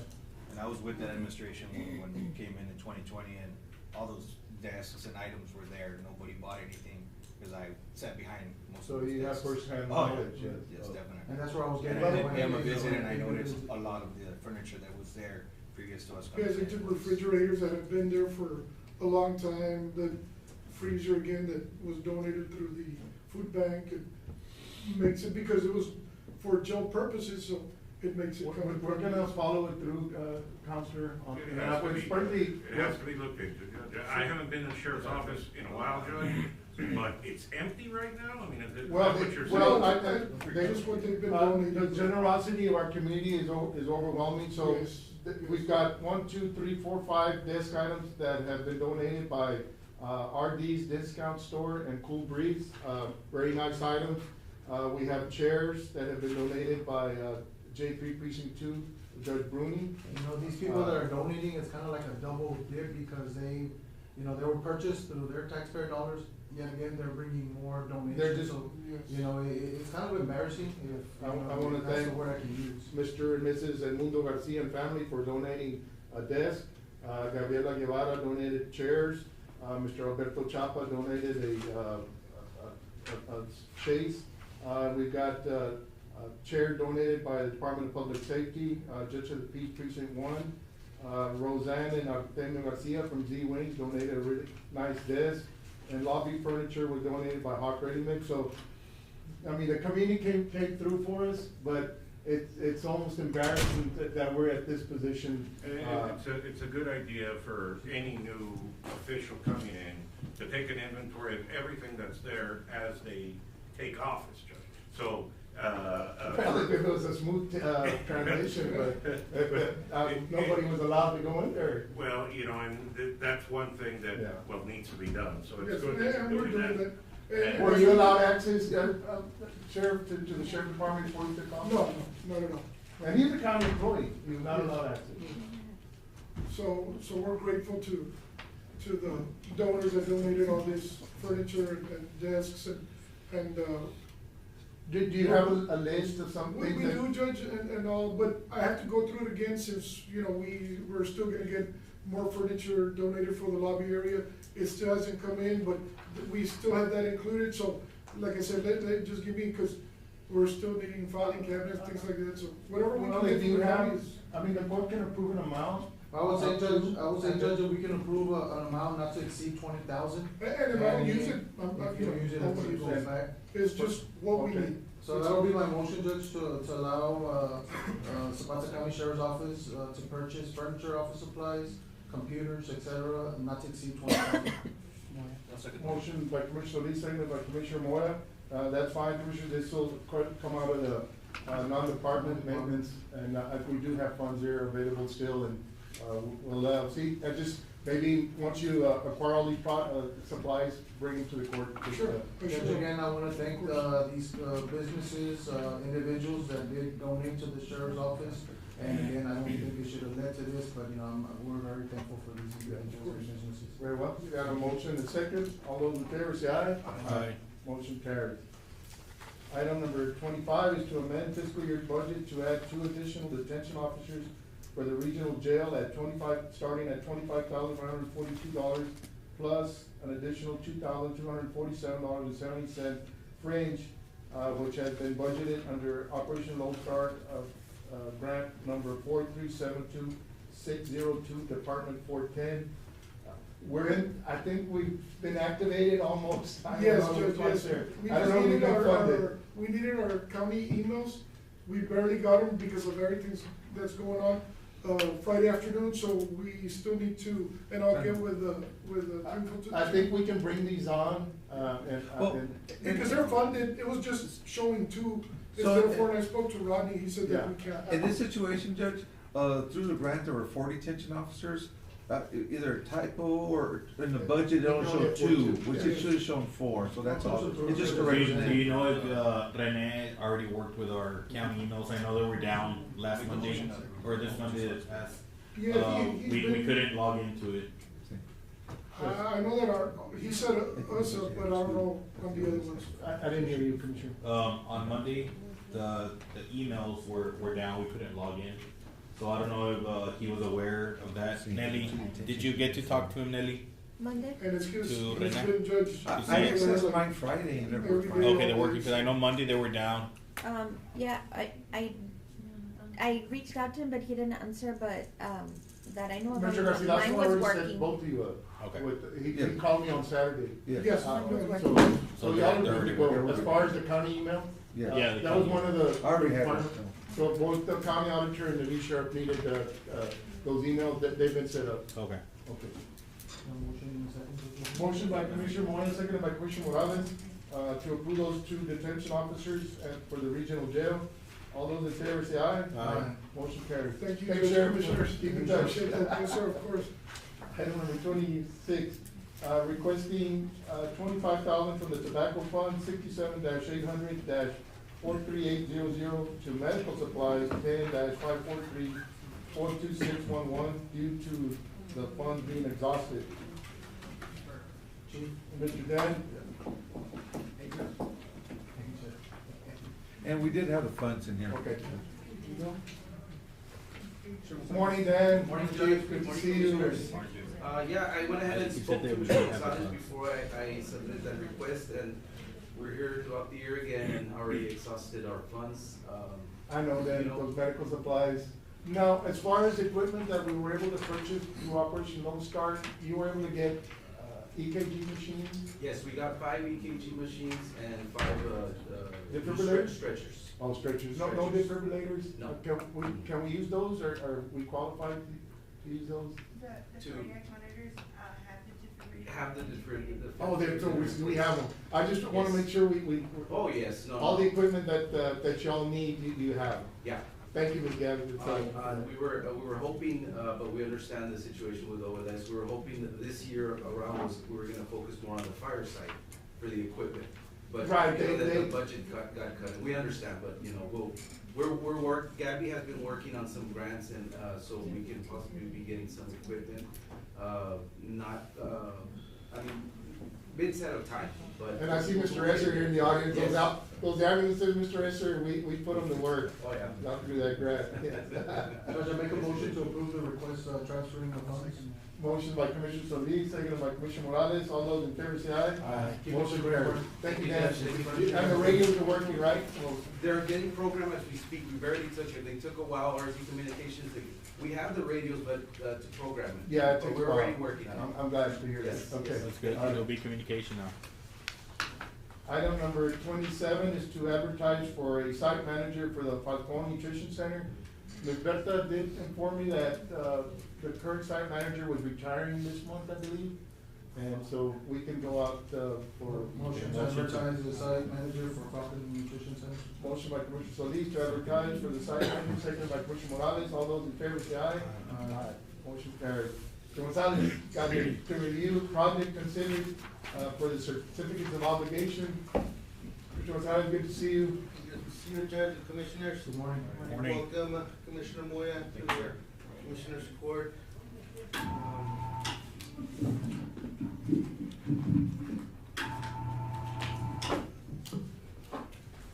So, yes, so I asked Mr. Gonzalez to you know, we did get funded, the monies are in the bank, for the Supexo obligation.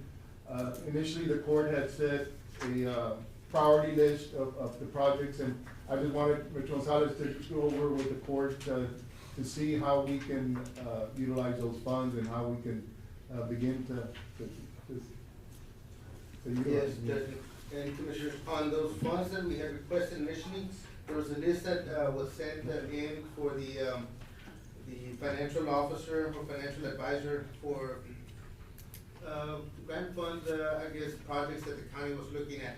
Some of the items that we were looking at was, well, the projects that we have as a county is a 4-H arena, the airport improvements, and I'll go real quick over just the list of the projects, and then I'll give you the budgets of them, and then what we had kind of allocated with those funds. I believe we, allocated 3 million in total.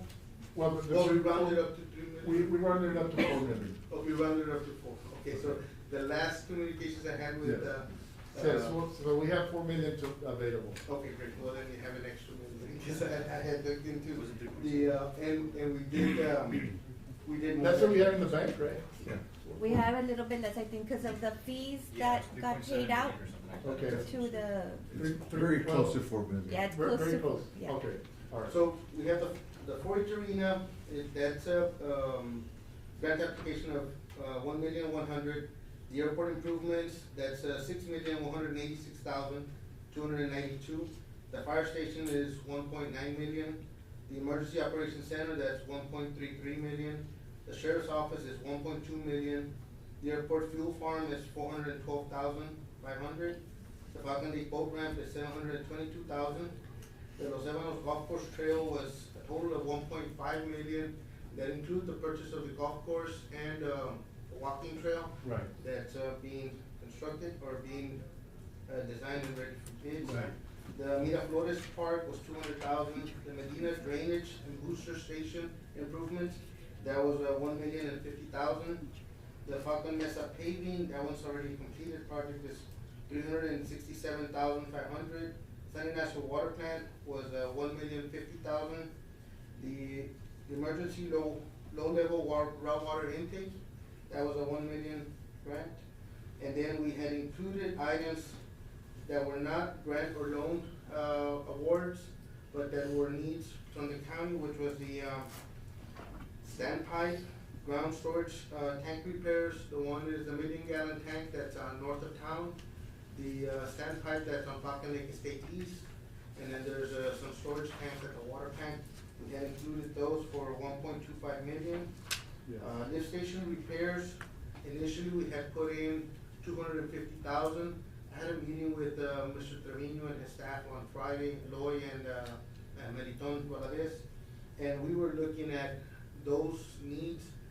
What we're looking to do, Judge and Commissioners, is, install a system where we're able to get communications to the office or from the office for every lift station that we have, whether it's running or it's not running or is at a high level alarm. They'll set an alarm where if it's about to spill or before it's about to spill, they'll set it, low enough to give them some time to get there and, assess the damage. Then that'll send them the monitoring system will send them communications to the office and to their phones, so that they'll be able to see if it was just, a fault, or if it's a station that is a problematic one, that maybe the pumps need to be repaired or replaced. But they'll have an opportunity to have it more real time than when they go during the day. Sometimes they'll go in the afternoon before the day is off and everything's working, and then overnight, they'll get some rags within the pumps, and they'll overflow during the night, and then the next day, they don't find out until they go do a round to check them. They go check them every day, but we've had some spills, and, we'd like to try to minimize those or avoid those if we can.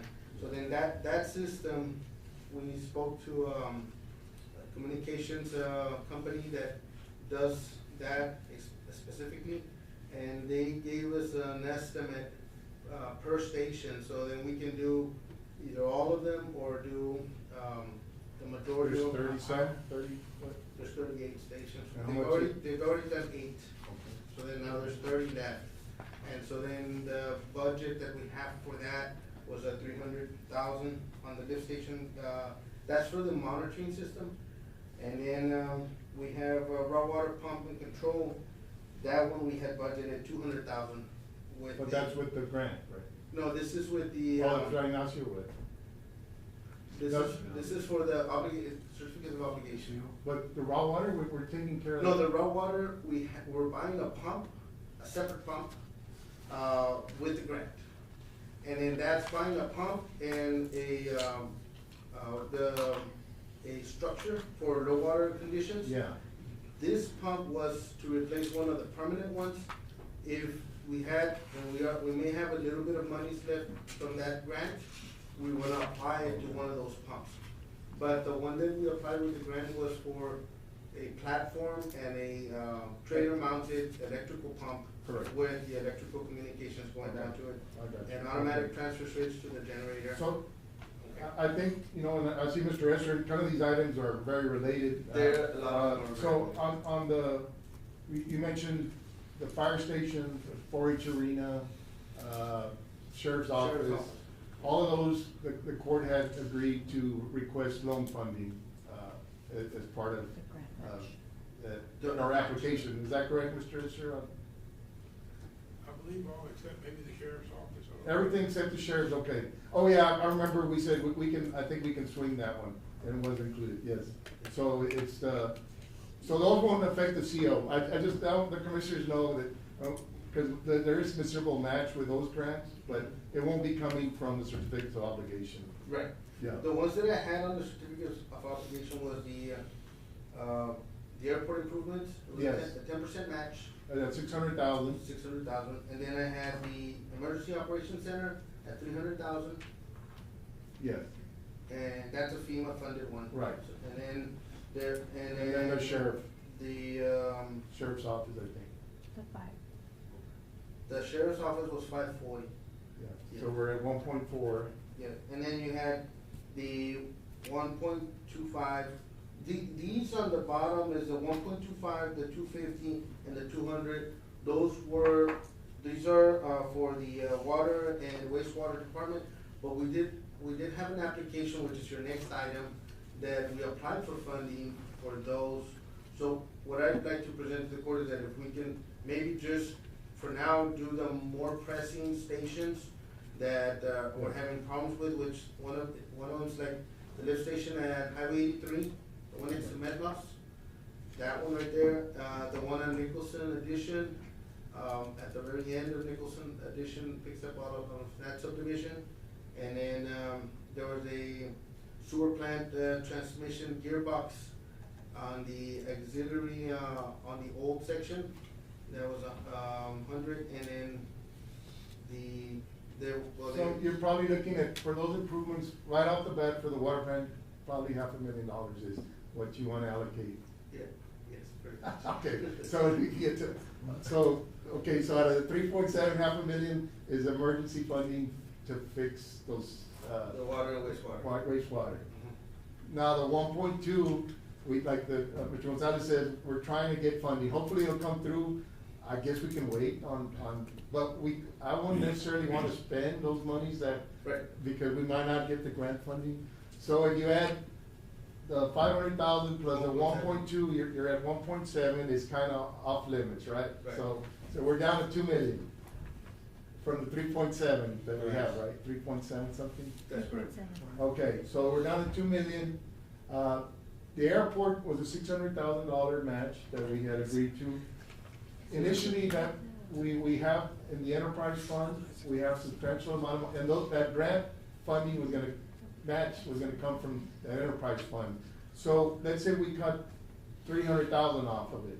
So we might have 300,000 that we might use from the CO and 300,000 from the enterprise fund. Just to allow the commissioners a little bit more wiggle room on how they wanna utilize those funds. So that is a possibility that we could probably be able to manage on the airport. The other one would be, we have $100,000 remaining on the golf course For the park, it's a $200,000 project, the trail. Pretty much. We have $100,000 still sitting in Parks and Wildlife that we haven't utilized. Right. So our contribution was gonna be about 100,000 from the CO, right? Yes. So that's an additional 100,000 added to make the trail a walking trail. So we're up to 1.8. And on that walking trail, we are considering, reducing the cost by making the trail a 5-foot asphalt trail, and then utilizing some of the, aggregate that the county had acquired through the reserve, the Army Reserve that was at the cemetery site. That aggregate is county property now. I was wanting to utilize that on both sides and extending another 2 feet on each side, so then we go from 5 foot to like 9 foot or 2.5, we can go to like 10 foot. It would give it some aesthetics, and it's also, Would it wash out though if we don't like lock it in place? we would have to put in some, like cedar boards or something to lock it in place. I mean, So- we can try. What we're planning is bidding it out as an alternate, and if the bid is favorable to the county, then the court can decide if they wanna do that, or maybe just go with the asphalt, and then we can just leave it at the asphalt. We can do that as an alternate, to bid it out initially with the asphalt and then. Asphalt, and we'll go from there. Yeah, I know that we've been getting some stuff from there, but I recommend, I know it's already growing the grass over that. Well, I'm glad you're doing gray that, rock. yeah. So We I think need to pile it up. when we can, we need to pile it up. Yeah, I because had it's my gonna crew get full out of there, grass and it's not and gonna they've be been making close. piles. Yeah, Good deal. I know my guys, every time they go, they try to, push a little bit there, and now they know the other commission. I guess what the commission wanna know is how much would be available for their equipment needs, is where we, cause I know they all. I know it was the equipment needs, Judge, and I know we had talked about repairing some 2 major roads that are being utilized by the schools and. Yeah, well, that's not part of the seal. Yeah. We didn't That include would that. be the Yeah, yeah, we didn't include that, Commissioner, when we went out for it, but we did, include equipment, and Yeah, I parts. believe it was for the grapple truck for. Grapple trucks, and so. And sweepers. So I So guess. they have roughly, I think like 2 million, right? Cause it was budgeted here, 600,000 for road and bridge under the CO. What? I believe, on the CO, it's a 600,000 that I guess they broke it down, but of course, we might have to use from that money to balance it out. Right. Yeah, that's what I was looking at, but I know that they did. So we're looking at a rough 600,000. 500 each, 500? No. I think originally we had set aside maybe like 700,000 Yes. for equipment. Right. In total, okay. Total. So maybe 800, for 200 each. 200 each. So you get one. But we'll get more concrete numbers, and, but I just wanted Mr. Gonzalez to come here and, you know, just kind of give us a breakdown and give us an idea, okay, this is.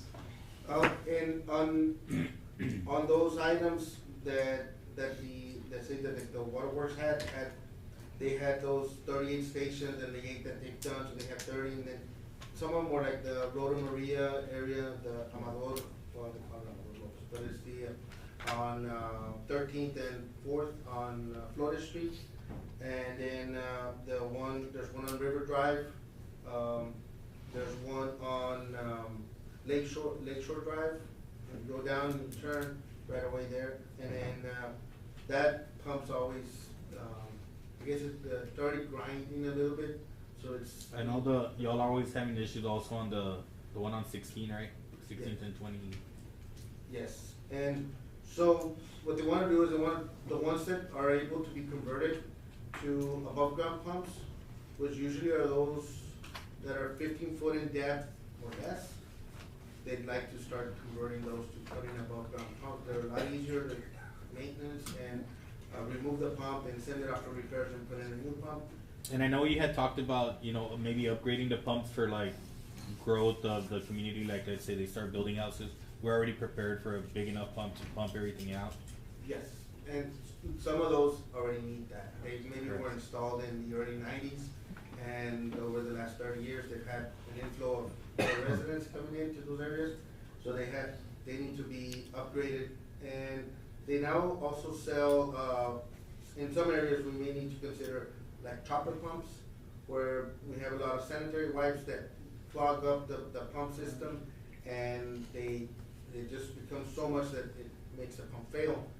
these toppers end up cutting up that material and it prevents it. Yeah. We have a lot of issues with one on Falcon Lake Estates West. Is Yes. that correct? Is that one? Yes, that's one on Lakeshore Drive, come down and it's right That's there. on the coast. So- Over here, Otape Pesante. north of Zapata is also included there. The one on North of Zapata, yes, the one on, by, Before getting to Mendoza and. The creek, yeah. yes, the one on the creek, that one, I think, that was one of the, also one of, on the list of the priority ones.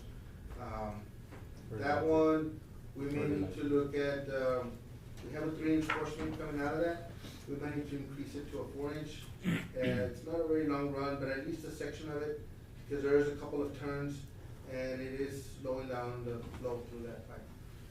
That's what I mean, in terms of, I guess, what kind of equipment you have, if, like the judge said, you have about 800, you can start then considering what, 200 each, what kind of equipment you can get with that, and I know. And that's allowable in the CO, so, yeah, you can start seeing what your needs are.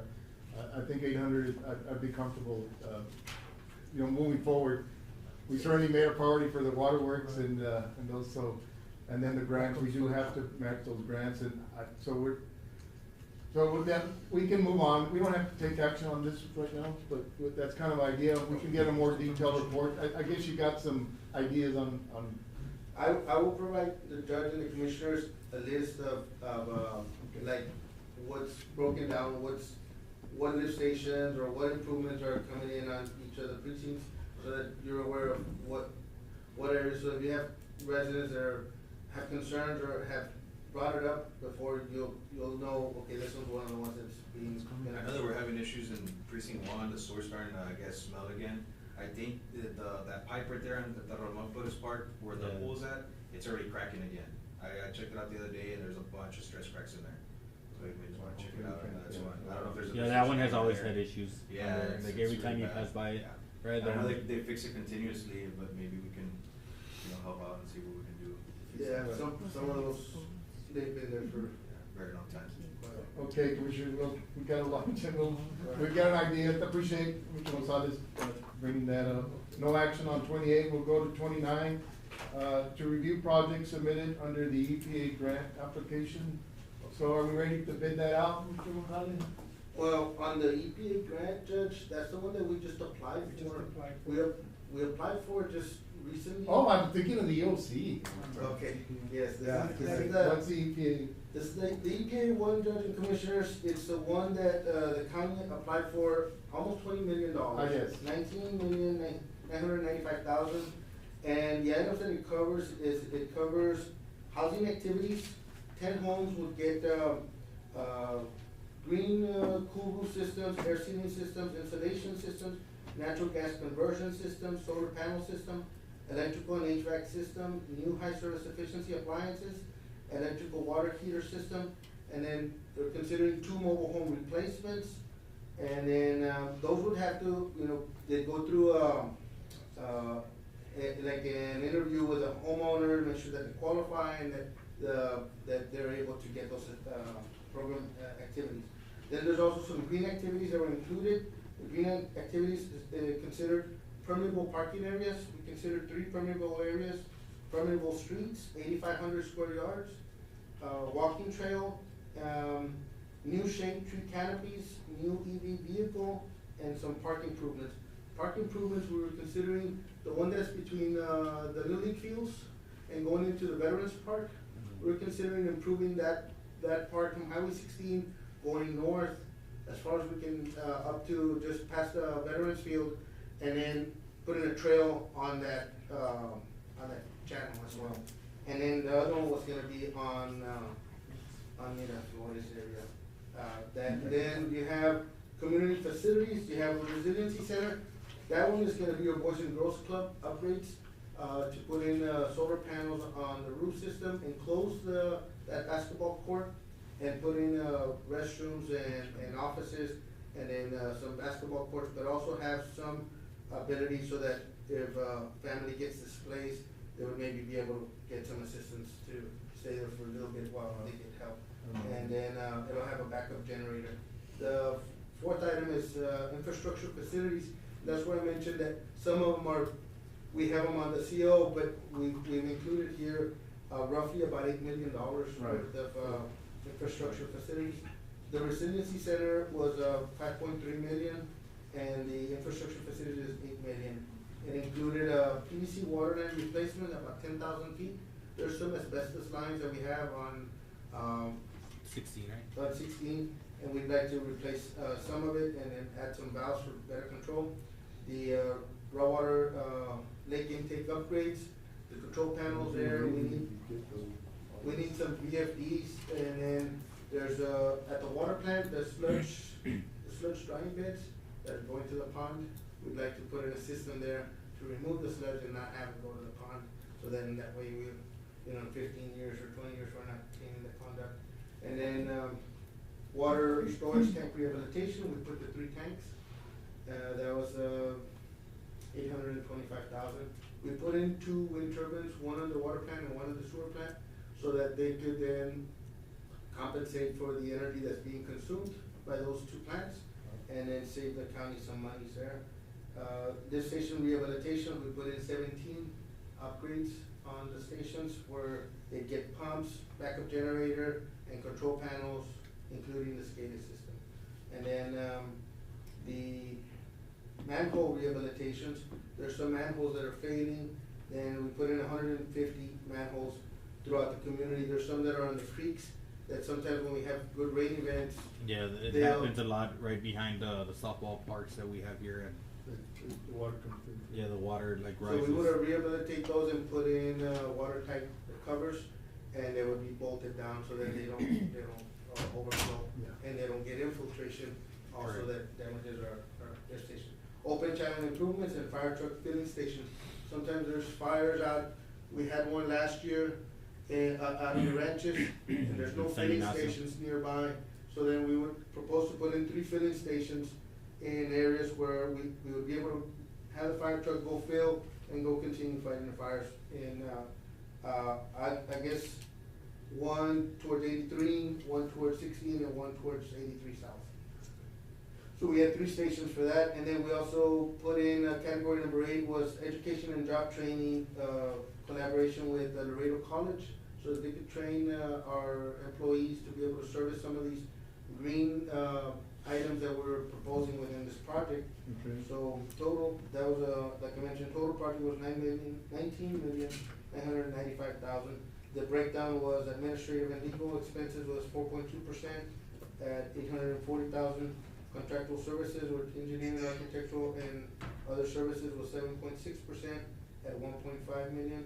Construction activities was 87%, was 17.5 million. Educational job training and job creation was 150,000.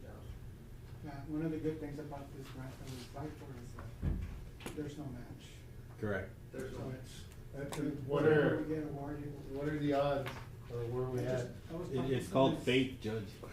The application is. No, I'm just, I hope, I got Well, my fingers I know crossed. we talked to the lady that, I that we talked Utley. to Miss Utley, and she says that there were like numerous, people that applied for this grant. But hey, there's hope at the end. There's light at the end of the tunnel. You never I'm know. glad. Our It's application been needs so a lot big. more.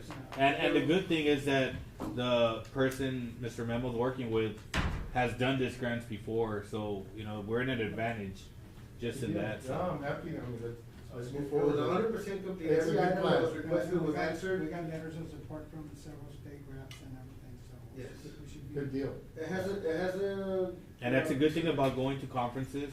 You meet Is a there lot of like- people there that we didn't even know about this grant, and then just by communicating with other officials, this came up. We're like, well, let's apply for it. It would be amazing, and we'd certainly improve a lot of our infrastructure here in our community, so, yeah, we got our So, fingers Commissioner, crossed. you'll be meeting a couple of newly elected officers, and of course, there's always a lot of information that you can bring down to us, and sometimes that we don't find out, and Yeah, that's right. readily available to us.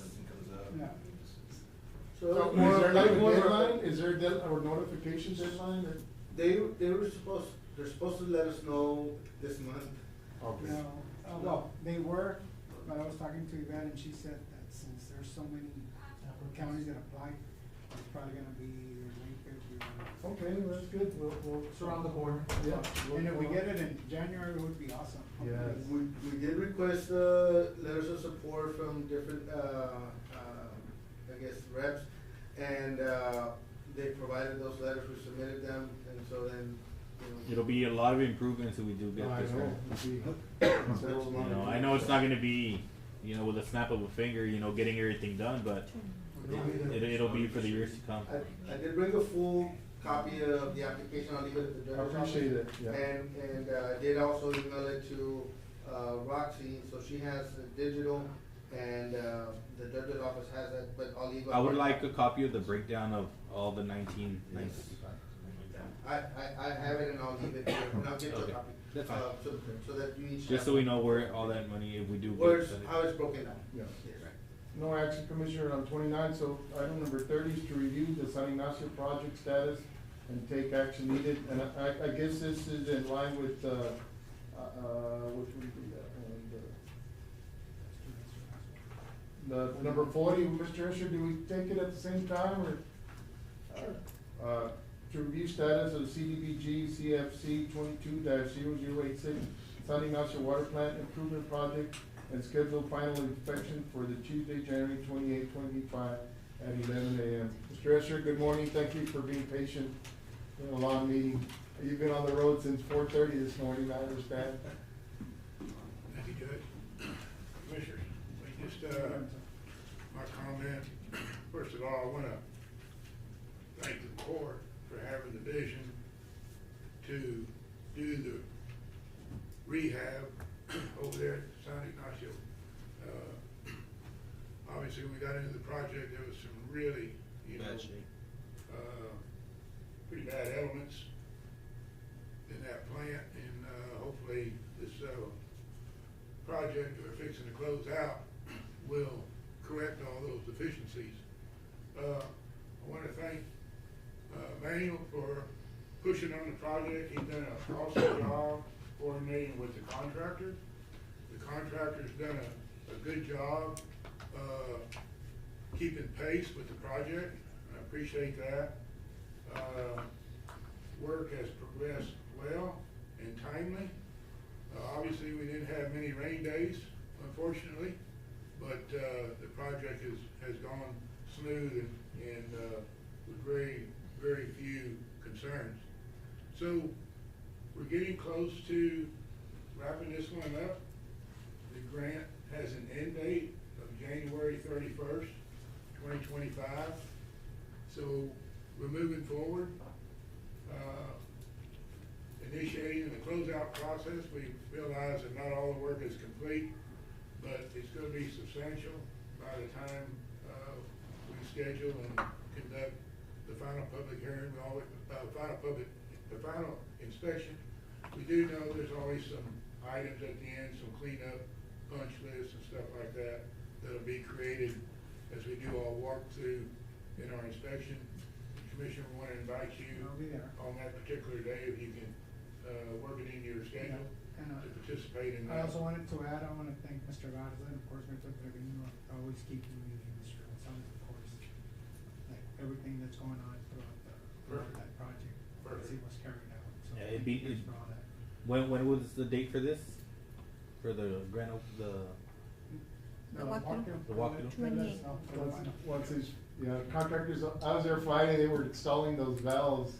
And it was difficult And they work. Very, very well planned. I know we had a little bit of low water pressure, but we had water at all times, Yes. so that made a big difference.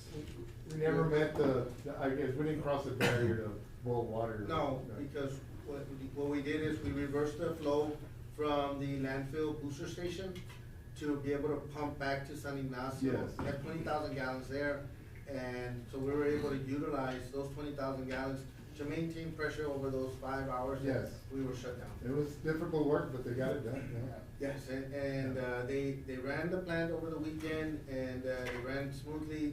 There was a concern on running the backwash for the filters, and we already have explained on how they need to open a valve so they can get more pressure to be able to have them function the way they need to. Okay. The plant's gonna work automated, So once they turn it on in the morning, it'll then turn on and off on its own as water is being produced or is being demanded by the community. Right. It'll then have its own control system. The controls were installed also this week. And, the valve that you witnessed on Friday about 3, I was just left because I had to come meet with Mr. Trevino and his staff. Yeah. But, I had been there just earlier, seeing when they had connected, and it was a challenge to make all that connection. They did, encounter one, like, they got some pressure, back pressure, so one of the valves did, pop off. They went back and they put it back, they got it running again, and they ran it all night, ran smoothly. And then when they did the backwash, they showed them how to open one of the valves, because we installed like 6 valves in total. We're gonna end up installing like 40 valves at the plant. So then you'll have good control throughout the plant. They've already sandblasted all the piping that could be sandblasted and repainted. They've done the under drains, and they're installing the media for the 2 filters that they had already repaired. We have the 2 other filters that are gonna be upgraded. The 4 pumps, new pumps have been installed. Very good. The control system has also been installed. It is operational. They're tweaking in terms of how to get it to all be automated. They put in some pressure probes so that they can sense when to turn on and when to turn off. But everything's gonna be. Are we gonna have a backup generator for that? It does currently have a backup generator and it works. So that's one of the ones that the That'd be county good. has that works, that cycles. Correct. Most of the ones the county has work, or they're fairly new. It's just some of them need a little bit of maintenance, and I did speak with Mr. Trevino and his staff, so that we're gonna get them a proposal from an operator that can provide maybe bi-yearly maintenance. Yeah, Just to that's make a sure good that idea. they're all working, because they just need to be cycling throughout the year on their own, and then when the need is there, that they're ready. Readily to available. work. Yeah, so that's, Very good. we do have an invoice on that, Okay. if I can present it on this item. It's for Mouflon, and it is for $198,673.50. That puts a project that, right now, on budget-wise, at 75% complete. That includes the installation of the control panel. That was the biggest item that was there. That item is a $225,000 item, so we have that item at 90%. We left 10%, minus the retainage, so it's essentially 15% being held back temporarily, while we continue to fine tune that control system. And then the other items were some of the valves that they installed, and then they did some repairs to the it's a $30,000 item. That was the other one that we had. It is the sandblasting, epoxy coating for all the exterior piping. And that's all the blue pipes that were there by the. That's awesome, yes. So yeah, so that one, we billed 50% on that. They're closer to 90%, but we're at 50 in terms of invoicing. So the total was $198,673.50. Motion to approve, invoice to Mouflon Services on 198, $673,050. Invoice number? Invoice number 9. Invoice number 9, Mr. Merchant. And Okay. they have a balance to finish, including retainage, of $298,544. Then they'll have to be, Yes. used up this month. Okay, I'll motion by second Commissioner it. Solis, seconded by Commissioner Morales to approve payment invoice number 8 for $198,673.50 to Mouflon Oilfield Services via, what's the bonding company? Axstar. Yeah, Via and it was Axstar. invoice 9. 9? Yes. Okay, I'm sorry. Invoice number 9 to, it's going to Axstar, and then Axstar will pay Mouflon, right? That's correct. Okay. All those in favor say aye. Motion carried. Mr. Escher, I certainly want to thank you for keeping us, your projects always go well. I wish I could say the same about other projects, but you stay on top of things, and that certainly matters, and I appreciate that. If I may, Judge, I just want to comment to the court that it's most important that all these projects, we try to implement them timely manner that That's correct. I had mentioned to the judge that if you go past the grant end date, you have to request an extension. And Right. usually those are granted, you know, due to some unforeseen circumstances. But at the end of the day, the county is in a position to reapply for additional community development block grant funds. Will it be community development funds or colonial construction funds? You get deemed for those extensions. Yeah. And they subtract points from your application. And so that's why it's most important to try to implement them and complete them in a timely manner, and that's what we're actually doing. We're gonna be substantially complete by January 31st. Appreciate that, yeah. We have 60 days to get in all the closeout reports, and that puts us at April 2nd, and so we're more than gonna meet that deadline. So, Very well. just for your information. Thank you. John, well done.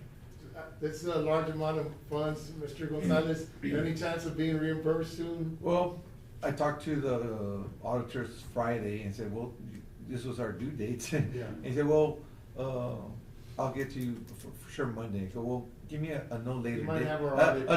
A no later date. He said, no later date, no later than Wednesday. So hopefully today or tomorrow we will be getting that. And we'll be able to request reimbursements. As soon as I get it, I'll We're running out of money, Mr. Esser. yeah. What we're going to do on that is, we're submitting these invoices from Muflon. We're uploading those onto the portal, okay, TDA portal. Now, they won't push the button and pay those until we're in compliance with the 2023 Audit, yeah. audit. And as soon as I get that, I go to the TDA portal, to the Oscar and input information. Okay, so it's all set. As soon as they get it, they can process it more than likely, the reimbursements to the county. That's awesome. Okay, good, because that's money that came out of your general fund. Yes. Sounds good. So we're uploading those and letting the state agency review those. So we're close. In a timely fashion, and then We're there. when everything is good, you'll go ahead and Yeah. send the county to. The reimburse. 2024 information is Next year already we'll being, be a lot yeah. smoother. Yeah. Very well. Judge, clarification, I know the court took action already, but on the app, I researched it, Judge. App would not be an acceptable cost unless they can show a direct relationship with an advertising goal. Okay. And if they cannot, So, would not count. So we did well, Commissioner, by. You did well by approving- putting a cap on it, Yeah, Judge. okay. Cover the same as last Now, year. remember, Judge, the court can ask for them to quantify how those specific monies, though they've already been capped off at 20, how they were used, Judge. Right. And use that in the future to adjust. Appreciate that. With a Thank you. more or less. Thank you. We want to get to it, Judge. Okay. Thank you. We'll move on to, which one's? 31. 31. 31. To review the Zapata booster project status and take action needed, and that is also, that one of yours also, Mr. Esser? No, that's one of the ones that, the county has with, GrantWorks. Oh, yes. Yeah. That one, just an update on the construction. We did receive the hydropneumatic tank on Friday, and they brought it down on Saturday. They're installing it, this week. They have an invoice for this month of $89,870, and that puts them roughly at 73%,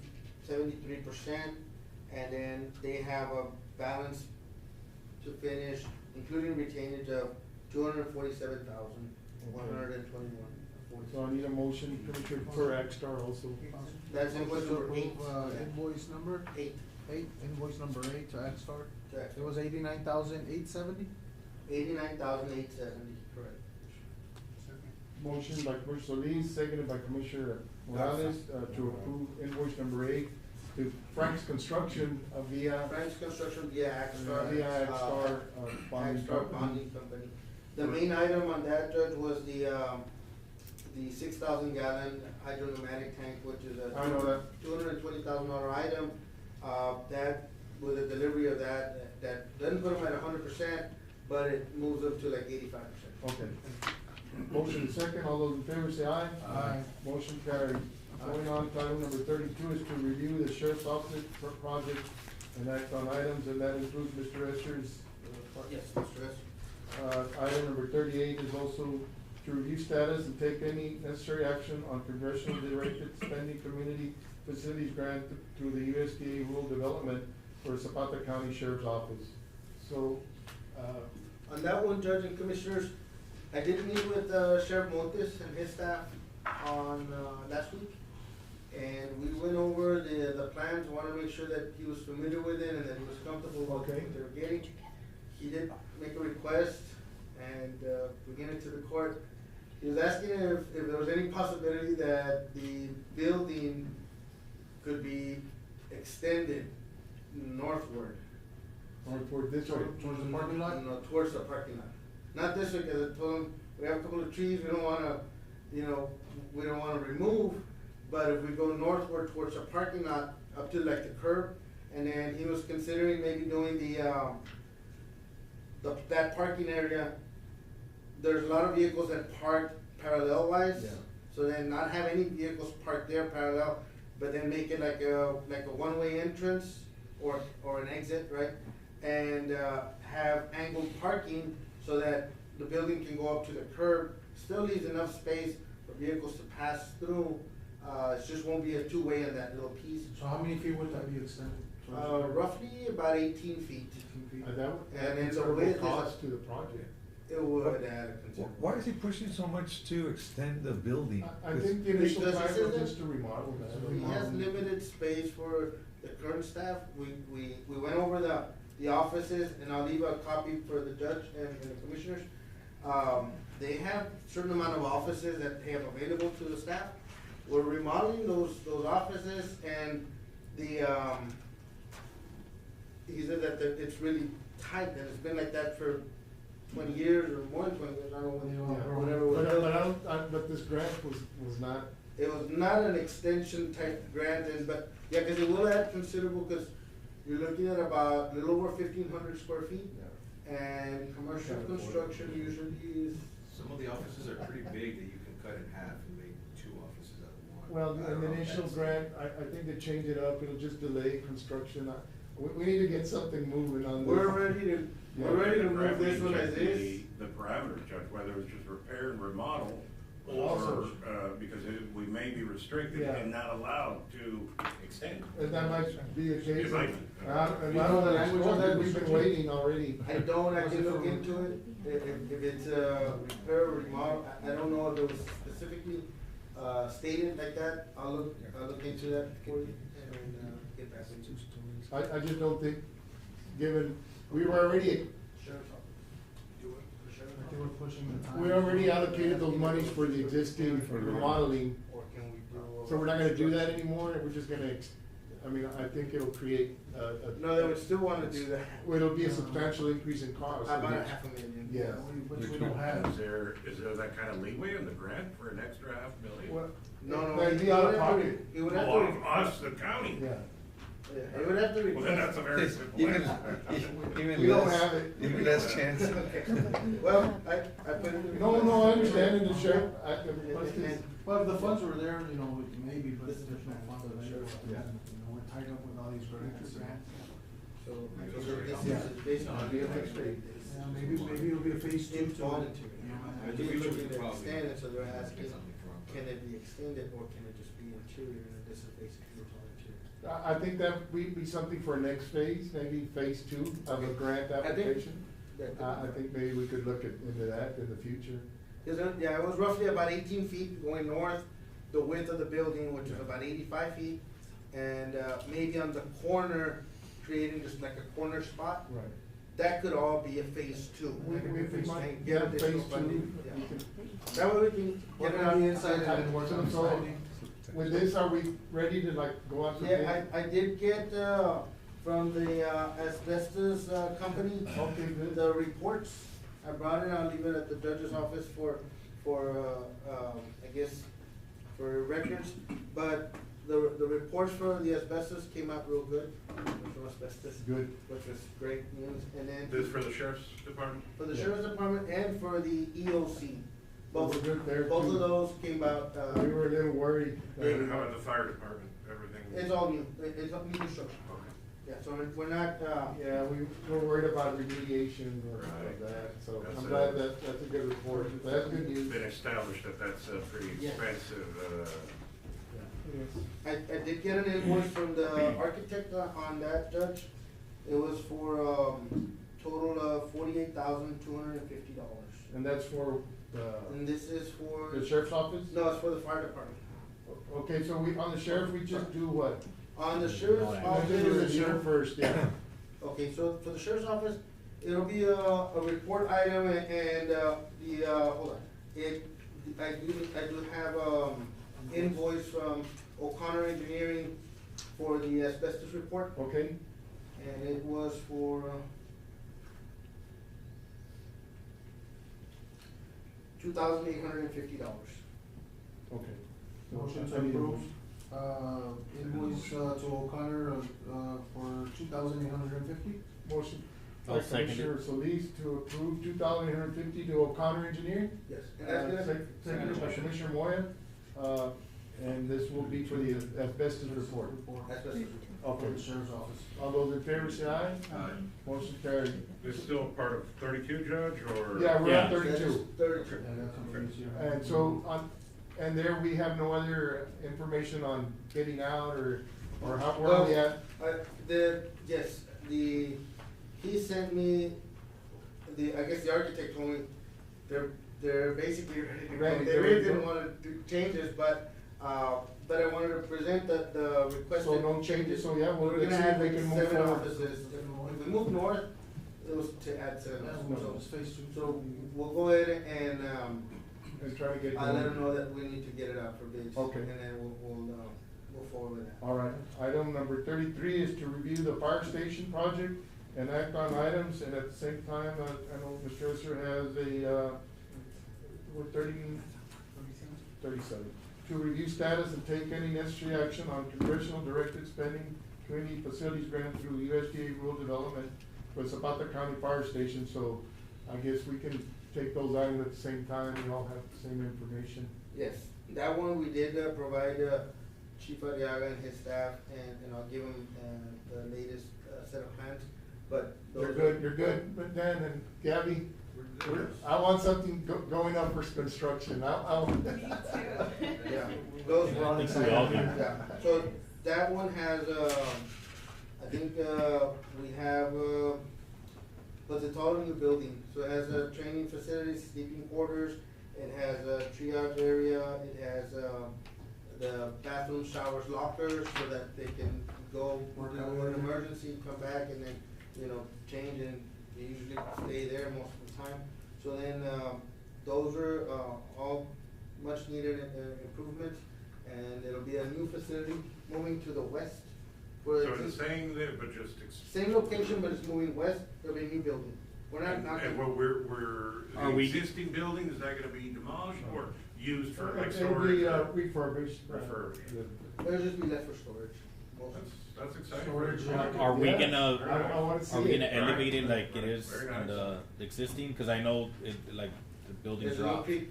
Yeah, we don't Yeah, so we're gonna want have water to to elevate- get into it. No. And I've seen their quarters before, you guys definitely need a refurbishment in So would there. they be able to use it for like storage / workout area as well? I know they work out a lot in there, so that'd be, Yeah. That'd be nice, yeah. We're also gonna be sharing using the same bait that we have at the moment. And Mr. Esser, as far as the application process with USDA, as far as the application process with USDA for because part of it is a loan, and I know that was a little bit more tedious since part of the funding will be a loan also from USDA, including the grant. The county is, as far as the grant, 1.1 million, in my understanding, it'd be a $750,000 request for a loan. Right, correct. Low interest loan. So that is, continuing ongoing. We got a little financial work we gotta get from the county to finish that application. Is this also audit dependent, Judge? I think so. Yeah. Mr. Gonzalez? All of them are. Yeah, everything. Okay, so we have 37. submitted to the USDA all the environmental We coordinated we actually got clearance from the Texas Historical Commission on that project. We coordinated with all the Indian tribes that have an interest in Zapata County. Okay. We coordinated with U.S. Fish and Wildlife on all the threatened and endangered species. We coordinated with everybody. So we're just waiting for the approval. Everybody, we've touched base with them. And so all that communication and all that correspondence, all that documentation has been submitted to Mr. Hayner over at the USDA Rural Development Office for all three of these projects, for the fire station, the 4-H arena, and the sheriff's office. And so we're just waiting on them to coordinate back with us to see if they have any other or any concerns. We don't know of any as of today. Once that environmental is clear, they'll release those funds. Okay. Yeah. So we'll be able to move forward. Yeah. Mr. Gonzalez, was there any funds available for like we get environmental clearance from the for like workout equipment or anything like that? No, nothing like that. Yeah. Maybe it'd be good to make to add some equipment for them, you know, so they can continue their training. There'll be plenty of room now. There'll be plenty of room. I know there's a gym that got, you know, south of town that got new equipment. I don't know what they're gonna do with the old equipment yet. Maybe we can get in contact with them and see, you know, if they have it for a low price, that we can add some equipment to that area. Plenty of backhoe tires. I did. I do. Tire flips. I know. Well, it was funny. Tire flips. 48,250. Yes, that's correct, Commissioner. It's here somewhere. Oh, here it is. Here's for you. That's right. 48,250 for JHS Architects, and it is for the completion of the construction documents, the design development, and the schematic design. That puts them at roughly 95% complete. Like they're ready to. Invoice number, sir? Invoice number 3. Motion to approve invoice number 3, in the amount of 48,250 to J Architect. JHS. JHS? Yes, sir. JHS. All right. Motion by Commissioner Solis, and this I'll is on the second fire that motion, station Judge. project, to HS. JHS Architects. Monumental. Yeah, okay, okay. I'll second that motion. And Chief, I'll get a hold of Mr. Gutierrez to see what he's gonna do with those, with that equipment. Maybe, I know you guys do a lot of CrossFit, and it's very important for the line of work that you guys do out there, so. Yeah, the guys have set up, we have some stuff that they donated themselves and some other stuff that was donated, but if we can get more of them. Yeah, I mean, especially, I mean, I don't know what he's gonna do with it, but it's just, you know, we're checking out. Doesn't hurt to ask. And you guys are gonna have the space for it, so. I'll look into it. Okay, got a motion and a second by Commissioner Garza to approve the payment. All those in favor say aye. Aye. And looks like that, fire station is moving forward. We've got 39. 4-H Arena 39, to review status and take any necessary action on congressional directed spending community facility track through the USDA Rural Development for Zapata County 4-H Arena improvements. Mr. Esser? The 39. Which one is it? 39. 39? Yeah, same thing, we've submitted everything. But I guess the question I have, do you know what the amount that we're requesting for the loan for that project, or is there a settlement for the loan? I know it's a $1 million, to my knowledge, it's a $1 million grant for the. I think our match was pretty close to $1 million too, the $2 million project. I believe. 100,000 county match. Huh? 100,000 county match.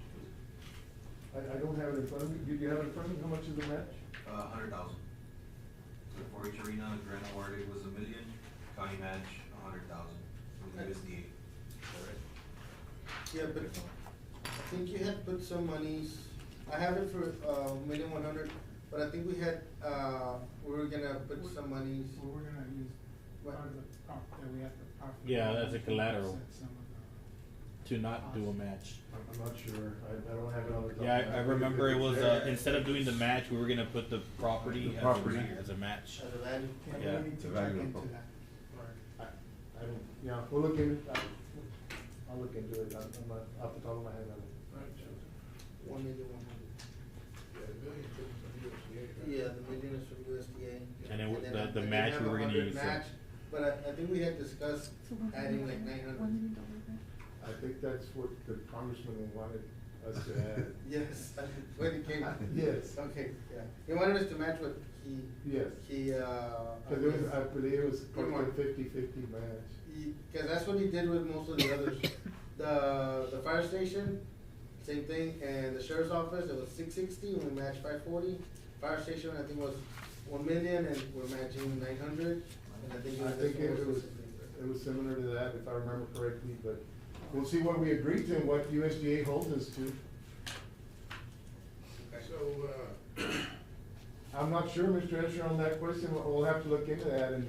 so for the application to USDA, I mean, we're applying for the 1 million, even though It's an and then for the loan portion the of. congressman's announced it, we're still making an application for the 1 million. Correct. So at the end of the day, I guess my question is to have the application correct, what amount should we request for the loan? I'm just not sure what we agreed to, I don't remember, do you remember, Mr. Gonzalez? on I that? don't remember, I'm trying to think. I can go back to the original application to see what we had asked for, because I think we asked for 2 million, but he only gave us. 1 million. Yeah. On the initial application where we asked for assistance for that arena, I'll go back to that. We'll go back on the minutes. We'll notify you, Mr. Escher, on that. Yeah, that's the only element I don't have. Okay. Yeah, on the fire station, I got 1.1 plus 750. Right. And then at the end of the day, I believe the county decided on the sheriff's office, just a 660 grant. And CO. For USDA. Yeah. Yeah. CO 540. And then the match was gonna just come out of the CO. general fund or? Right, general fund. Yeah, okay. Yeah. Okay. All right. Thank you. So we're just waiting on word back on the. I will get back to you today, hopefully, Perfect. Okay. All right, appreciate it. Thank you. Thank you, Judge and Commissioner. Thank you, Gonzalez. So we already did 41 as well. We did 41 already. So we've got some consent items, the street light on 13th and Laredo. Motion to approve. Motion to approve by Commissioner Garza, seconded by Commissioner Moya. All those in favor say aye. Aye. Moving on to resolutions and proclamations. Item number 43 to approve update resolution in support of fiscal year Operation Lone Star. The Fair Commissioners, that was one of the requirements to activate the grant is, we can read it out. The second last page is, just authorizes the sheriff, Ramon Montes as the authorized official. That would be the only change. Motion to approve, resolutions, Operation Lone Star 2025. Motion by Commissioner Solis, I'll second second by that Commissioner motion. Morales. All those in favor say aye. Aye. Motion carries. Y'all can sign it before you leave, Commissioner. And then item number 4 is to approve resolution for a large brush truck with the Texas Forest Service. Mr. Arriaga, there's an opportunity for a brush truck. Yes, Judge.